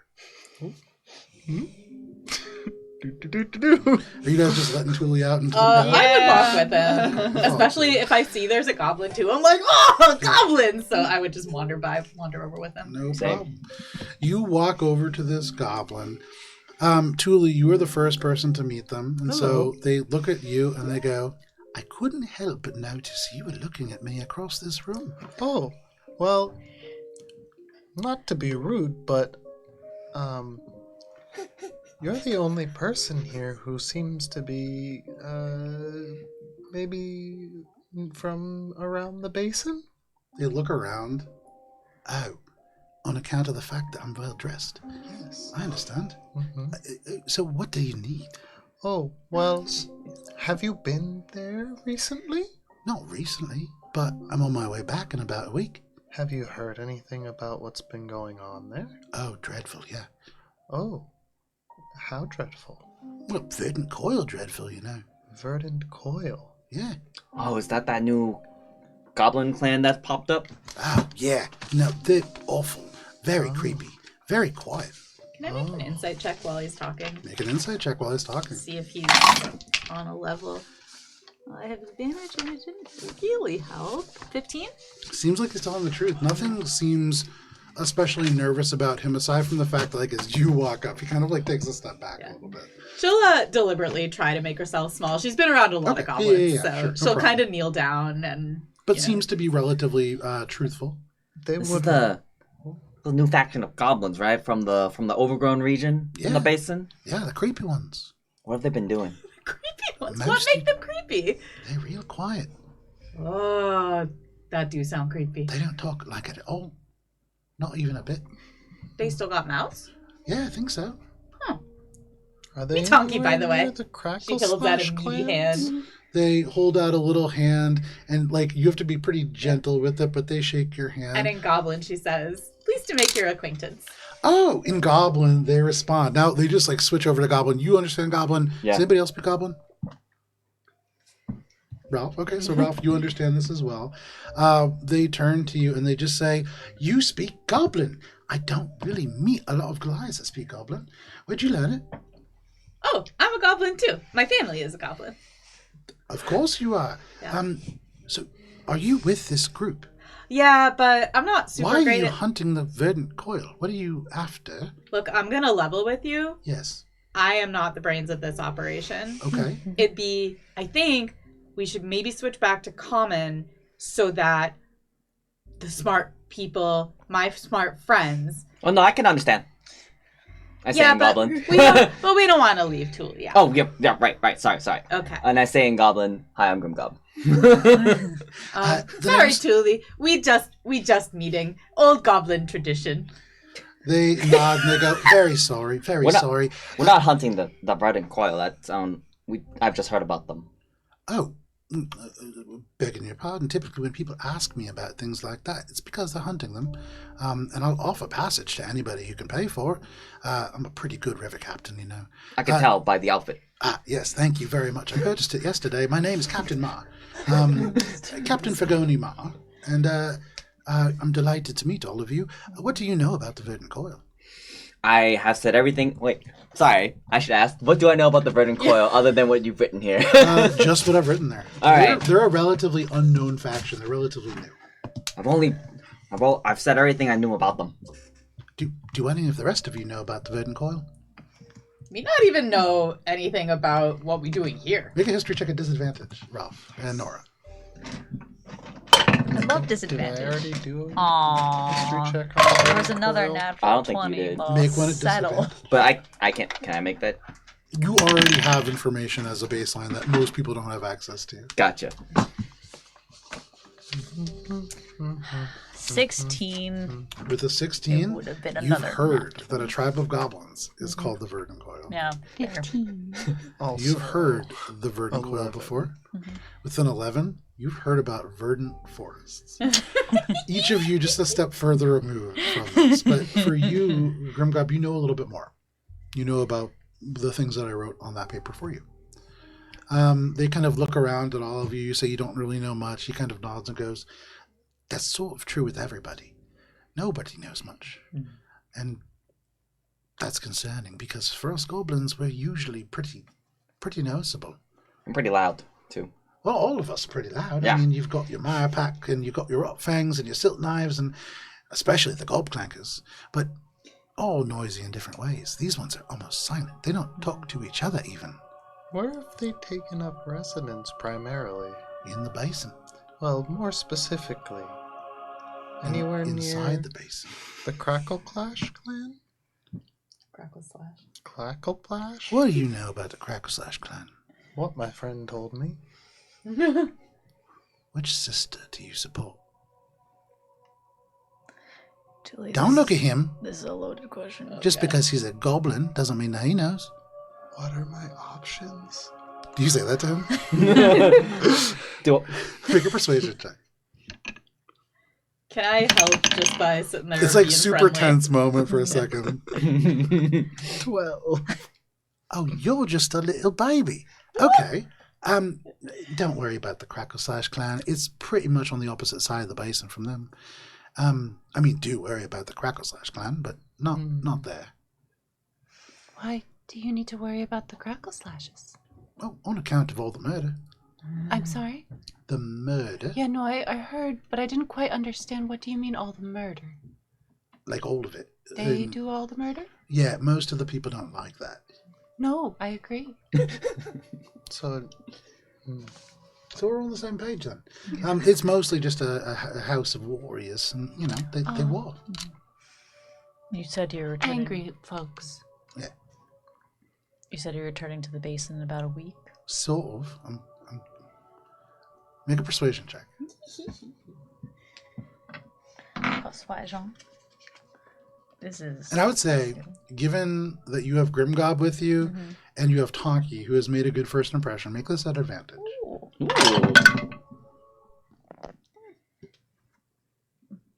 16. All right, I'm not really supposed to say anything. Come with me. And he makes his way off to the side alcoves. You follow? Okay. Yes. We love Yeah. secrets. Along this edge, there are these semi-private booths, thick curtains that, as they pull them across to give you a private space, sort of dampens the sound. This is a little bit more private than you had imagined. The sound of Guildmaster Rennick's laughter dies down a little bit. It smells like smoke, a little bit like incense in this space. The light filters in from the lanterns just on the other side. But this goblin looks around and then goes, all right, I'm not supposed to tell anybody this because it's sort of invite only, but I'm going to Fort Pincers. Does that ring You a know bell for Fort you? Pincers, right? Do I know what Fort Pincers is? Make a history check. I Can I know make Fort is it like a Pincers. goblin thing? Can I make a... I know I would Fort say Pincers. You and Tonki. It's the each of you- terrifying goblin camp that I heard about. You have heard about Fort Pincers. Ooh, yes. natural one. You have not heard about Fort Donkey Pincers. doesn't know anything. Is this She nods along gravely anyway. Okay. This game changer. is this a history check relating to goblins? It is. Do I get an advantage? You then? sure do. It's the Crackle / clan's base. 16. With a 16, you have heard of the mythical Fort Pincers, but you always assume that it couldn't be. If goblin rumors are to be believed, Fort Pincers is a fortress that sits atop a massive crab. So big is this crab that it has a goblin citadel atop it. I heard crap at first. I Same. also heard that, and I was like, Crap. that's I was like- different. Crab, a giant crab. Okay. And this Fort Pincers you've never seen it. You've never known of anybody to see it, but it's certainly rumored. Alright. I'm gonna lean over to Tonk and whisper to Tonk here. Huh? It's a fort on top of a giant crab. We gotta go. Listen here. What was this guy's name again? Is Captain Mar. Captain Mar. Yeah. If this is the whispered home of the Crackle Slash, He is a bit. and they are fond of murder, you're gonna need some people to protect you. for this party. I mean, maybe. And we are a party of adventurers and can help protect you. I don't think I need any protection, but if you want to come, you could pay. How much? Normally I would ask how much you have, but I don't think it's very much. No. I'm headed there anyways. And I suppose it would be nice to have some help for some of the wild creatures. I'm not worried about the goblins, you know. I've no Gorbranja myself. But I will presentate some fire and say, yeah, we can help keep the boat safe. oh, that's handy. Yeah, probably not on the boat proper, but you know, to throw it off. Yeah, that's how it works. I think maybe just 5 silver apiece, and I could get you there. What if we offer you nice, shiny manticore spine? That's a manticore spine. Yeah. They take it out of your This hand. get us passage? He looks at this and just says, yeah, I could sell this. Very good. They tuck it Holds into their out her little, hand for they another shake very it to another delicate tiny hand. little hand. Okay, I'm removing one You manticore know, I spine. like you. Where did you find this manticore spine, by the way? Oh, we kill manticore, no big deal. The big one? No, it was No, just the baby. baby one, but still pretty good. You killed the manticore's baby. Yeah, then we left because we realized it was baby and that mommy Manticore's still around somewhere. Did you bathe? Did we what? Did you bathe? Uh-oh. No. Did we bathe? I mean, you know that manticores track by scent, right? Generally tried to bathe regularly. Would we have reasonably, bathed during our long rest? Probably not. Yeah. Where? Totally. Yeah. Yes. Why did you tell about this? Okay, Oh, yeah, I mean, I did the tell big, you the about big the thing mother. is, We'll take a bath before yeah, before we we get go, on your boat. I don't really mind. If you want to get murdered somewhere off my boat, that's your business. I would rather not. We prefer Speaking not of to. which, kind of hearing about how you all like to operate, could I get payment up front? We just gave you Manticore Yeah, spine. for you. No, me said for Are we passage. Oh, sure oh. that we're going? Do you all have manticore spines? 1 second, please. Well, And she's gonna Let's be huddle like- up. Yeah. He Do don't mind taking Manticore spine for payment. We can Wait. use 6 of those. I got a whole bunch. we weren't going to go to the basin right away, were we? Well, he said he was gonna leave in a week. Yeah, we do stuff around here. I could leave a little earlier. I mean, I'm I just not don't due want for to give a week. him money right now if we're not leaving for a week. What if we don't go in a week? I like Plans Ralph. change. I'm just We not will- going to guarantee that I'll be around, but I'm not planning on leaving for a week. We'll know one way or another very soon. How about this? What else might you do? We can. He's gonna reach over and just take the spine back for now and be No, like, no, we can make the payment. If nothing else, it will. How about we pay him later today? Since- I'm also not going to trade these here, so I'm still going to have them if you want to come get them back. Insight check. Make an insight check. I'm not good at insight, but dirty 20. They seem to be telling the truth. They see that there is benefit to having you guys aboard on this trip. They're not super they don't want to take you there. They have business that they're attending to, but they're happy to do it. And they have no reason to rip you off or try to leave. They also said that they're not going to guarantee that they're going to stay. If there's a reason, if somebody else comes and books passage and they want to leave, they'll take that money. Yeah. But you get the sense that they're not trying to rip you off in any meaningful way. Okay. I trust this guy. If we give you Thanks. the 6 spines now, will you at least contact us if someone else wants to leave earlier? I mean, I'll try, but this is a big city and I'm just a little goblin. you're not Is there- so little. What's Is the that- best way to get in contact with you? I mean, come find me, I guess. Obviously, but where will you be? Well, you Like, can do magic. Can't you I just thought we do were a coming little bit here of for magic towards me and give me a information. message?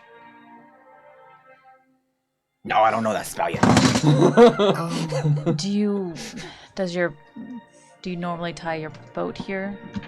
I mean, it's down by the docks. Right. So could we find you here or at your dock? Do you know where? I mean, I'll probably be here. I don't sleep on my boat. Okay. I don't. Some people do. Yeah, you're missing out. I just want to be very clear about expectations. Right. This is not a cruise ship. This is a riverboat. It's meant for holding goods. You are not goods, so you may not be the most comfortable, but there's plenty of space, even for you. We've been sleeping on the ground. Oh, I mean, this is better than, it's basically the ground. But it's floats. That's fine. The main hesitation we have is timing. We'll give you the spines. If something changes, we'll come back and we'll get them back from you. Oh, We'll. the timing. Did anything of yours get damaged in the last explosion? Explosion? Well, presumably that's why you're trying to leave. Uh-oh. Ralph has stiffened. I don't like that. I'm What sorry. Explosions. Explosion. We just got back to town. Oh, there's explosions happening now. Not like the normal magical kind, or even the kind that happens when we store things that we shouldn't store aboard the boats. It's Elemental? no, it's more intentional. There's whispers. This is not official news. I'm just a goblin, but I've heard that there might be somebody trying to stir up some trouble for the Alliance. For the what? For the Alliance. For the Alliance. Yes. Just rumors. Were they targeted? It seems like it. Where are the explosions happening? Mostly in places that would be massively inconvenient for the Alliance. There was one at the Rivergate house just the other day, and the most recent one, give me just 1 second. We've wandered into like a counter-terrorism operation here. Oops. The most recent one was actually just a little bit north of Castle Dove. I heard the Platinum Chain Exchange got damaged in the explosion. Oh. That's very interesting. Thank you. Like I said, we just got back into town. We will... The timing, if it works out, we'll come back and finish up our bookings with you. Yeah? Okay. Ralph, do me give him the other 5 spines now? A week's a long way away. Yeah, me know. That's why me asking.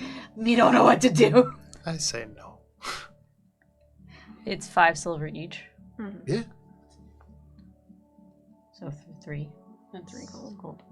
And the spines are worth 5 silver each. Yeah, so. yeah. So it's And- 6 spines or 3 gold. And we might as well use spines if someone willing Yeah. to take them. That way we save our coins. Yeah, I'd rather the spines. I also accept silver, copper, electrum. How about spines? She Yes. digs out 5 more and goes, you take good care of those now. I will. I'm going to wash them first, but yeah. Good idea. We gonna wash too, don't worry. Yeah. Yeah. Are there any bathhouses in the city? I mean, most people who live here have access to, running water. We're civilized here. But I imagine if you were to stay at either the Sable Current or the Sapphire Lantern, they would make some sort of bath available. The Soggy Sailor, I would not recommend, personally. No, sogginess is not generally nice for baths. Well, a soggy sponge would be nice. No. Anybody got bath spells? I was gonna ask, do I think Prestidigitate would be enough cleaning to get rid of this problem? Yeah, probably enough. Okay. We can talk about that after this. I can probably clear the scent with some magic. I'll tell you, if you end up going with me, you can just sort of hang off the boat as we go, and that's like a bath, but I would prefer that you clean before. But this is once we're underway. Okay. We'll take care of it. We have something disgusting to do. It's probably about a week to 4 pincers, maybe 5 days.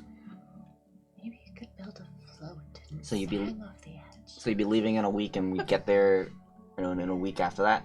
Like 5 days, and I'm planning on leaving in a week. If you all are paying for passage and you want to leave earlier, I could leave in a couple hours. Okay. Let's get back to you. Thank you. What's your ship called? It doesn't have a name. It's capsized like 3 or 4 times, and I've had to rebuild most of it. It's because it needs a name. Every good ship has a name. Yeah, but I've been thinking about it quite a bit, and once you've replaced 1 or 2 planks, yeah, it's still the same ship, but I don't even know if it's the same one anymore. We call it Theseus. I guess you could call it that if you want. I'm not going to get attached to it, though, so if you want to name it, please go ahead. I imagine I'll crash this one like the last 3. Crash. We just paid you for riding on your boat? Yeah, you can ride on it the entire time that it's still functioning. Maybe. This is why I Okay. didn't want Have to the get... crashes been caused by forces beyond your control? Yeah. Like, I'm not steering into rocks or giant crabs or anything. I'm being attacked by beasts. Or falling into whitewater rapids. We're pretty good at killing beasts, but maybe we avoid the rapids. Yeah, no, I always try. It's just hard. I mean, not anybody can be a riverboat captain. But you can. Yeah. Ah. Yeah. You all can swim, right? I have no idea whether I can swim. Can we all swim? I'm very all athletic, of you so are we at all least grew up like next to a functionally river. able to float. Okay. Do any of you have a swim speed? No. No. So none of you are strong swimmers. Mm-hmm. Well, I would maybe consider dropping by the apothecary or finding some way to augment your abilities. Just in case. We'll What sort augment this mean? out. We will Augment, sort. you switch over to Goblin and you go, oh, just like making you better. Oh, augment. My vocabulary is much better in Goblin, but Oh, you know, yeah, not no, everybody speaks it. So. It's very frustrating because I just can't sound smart in Common, but I usually do in Goblin. Yeah, same. This This been guy get it. He does. Thank you for your time, Captain. Of course. We have some other things to check in on. Do you all have like a 9? I'm Thule. Okay, Thule. Yeah, we're the misfits. Thule and the Misfits. No, just the misfits. Just the misfits, yeah. Just the Just Misfits. call myself So I just want to Thule. be clear. This is normally when everybody shares their name. I did mine, and he did his. Oh, me Tonky. We Oh, said Tonky. already. Yeah, Tonky. Yeah, that Grimmy. He said too. Yeah, I already said. Grim. Come. Yeah. Nora Flower Reef. Nora Flower Reef. Ralph. Ralph. Emmy. Emmy. All right. So if you need to come and find me, I'll be probably right around here or just out in the docks. Misfits. Hopefully I'll see Thule. you. You could just call. He's not like a fae or anything, is he? Like, he's keep working. Make a insight check. I have advantage on this. That's cocked. 10. As you look at this individual, Here's him. they smile at you. This one functional eye kind of gleaming, and Tonky, you don't know. Oh, we better stay on him good side. All right, I'll see you guys later. I'm gonna go buy a map. I'm just I'm gonna go take a bath. You head off Wait. towards a table that has a number of maps sprawled across it. We should talk. So, we smell like the Manticore. Yeah. The Manticore mom's gonna come after us. You got spell for that? Yeah, but do we want to cleanse the scent? Because we were asked to kill this Manticore. Oh. And it will find us. And so we can kill it. Keeping the scent down would be the best way to make sure that we encounter the Manticore again. Well, And if we stay in the city, we might even have help from people in the city, soldiers. I think we can bathe. We just shouldn't have Donkey take the spines in with her. The spines will still have the smell. We don't all need to smell like. Not all of us are in favor of endangering our allies. And if we just have the spines themselves can function as a little. We also don't necessarily want to bring the Manticore anywhere where we're going to be going. Not to be pedantic. We promised to kill a Manticore. That is was true. harassing. And we did. We don't know whether the big Manticore also been harassing. Oh, it We probably just killed the one we has. saw. I also do not know how much larger a big Manticore is. Probably Truly, at you know that least- it's significantly larger. At least 3 to 4 times larger, unless it's a male, in Yeah. which case it's probably a little bit bigger than that. Too. I think that we should bathe, and then finding something that large will probably be easier than finding the baby. Also, whatever the Manticore is doing is probably still caused by whatever the Dirge Moon is doing. And it could be the Dirge Moon, or it could be someone controlling the Dirge Moon. But it's... Yes? Maybe we don't want to say mystical gem names very loud in a crowded space. I thought we were still in this little booth thing. No. Did we walk away? It feels like we walked You away. walked away. Oh. No. Otherwise, he's just sitting there like, Yeah. not part of this conversation. Yeah, Tuli, that's not a word a lot of people know, so maybe we should keep that to ourselves. Well, But also, you are digressing, so we should cleanse the scent. Cleanse the scent. Alright. Me think that a good idea now that me think about it. There has to be a bathhouse around here somewhere. Prestidigitate. Prestidigitate. Okay. And the spines Emmy too. and She's Grim. gonna like hold them out like one at a time. Prestidigitate, prestidigitate, prestidigitate. You hand them out like candy on Halloween, and for better or worse, you cleanse the scent from all of yourselves. Are you also doing so from the spines? Do we want to... Tonky would be, yeah. I think Tonky would be like, you think Ralph right? Emmy, what do you think? We clean up these two? Prestidigitate. You know, baths are nice. We can take baths too. They are nice. Yeah, but we not want to smell like Mommy Manticore any longer than we gotta. We still can take a bath. baths. Also, we probably should make at least one more. We're also like. That's 6 when we got here. It's 4:15. Yeah, it was just a little past 6. Okay. When there's not like opening hours for the tribunal hall, that's silly. Does Don't you live there? I do. Does Ralph get a sense of like when is the busiest time at the hall? Like, would going at an off hour be better or worse, in Ralph's personal opinion? Nothing that you do in scales of better or worse actually matters. It all comes down to who's sitting there. Yeah. Okay.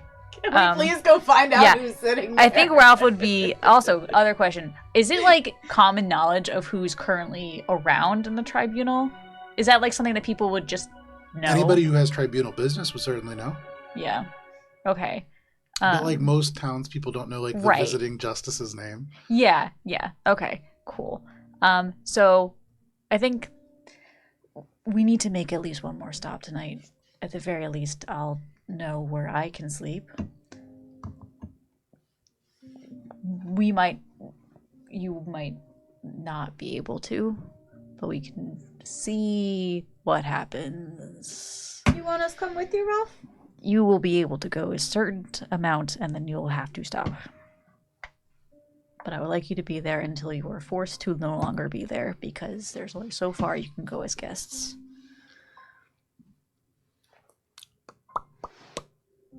Thank you. Puff. And with this cat in hand, are you making your way to Yeah. Yes. You walk through the city. The sun is beginning to set. You can see the colorful sky, now reds and purples and yellows. Mm-hmm. And as you cross the bridge, the river running underneath, people walking by, carts and merchants passing, heading home from a long day. You pass by a low and elegant structure of pale stone and dark glass that you know is the sapphire lantern. Mm-hmm. There is blue light that emanates from this place from the magical lanterns that provide light. A polished silver sign hangs beside the door with this lantern etched into it. It's quiet there. There's the faint scent of citrus and something arcane and clean and precise that spills out. This is the highest end tavern or inn or place that one might rest in the city. This is absolutely an elegant place, but you pass it. And you make your way towards a much more sturdy building.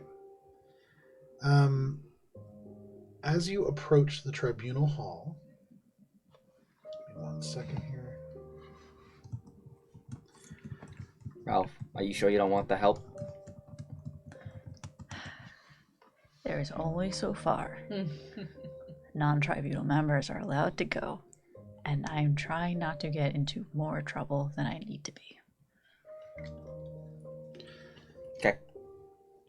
You step closer to the structure. It is cold stone, this huge place, no real decoration on the outside. The blocks are pale and uniform. Most of the city is patchwork made from the remnants of Kol Soltut, but this is almost featureless, broken only by very tall, narrow windows. There's no banners, there is no decoration, no history, just these massive stone doors engraved with a set of balanced scales that are worn slightly unevenly, the right side slightly deeper from centuries of touch. You know that people as they enter in here almost habitually kind of touch this side of the scale. The doors here are open, and so you can see straight into this hall, as it seems as if the candles kind of being lit for the night. At the far end, on the other side of a desk where the tribunal member in charge presides, you can see a large armored figure.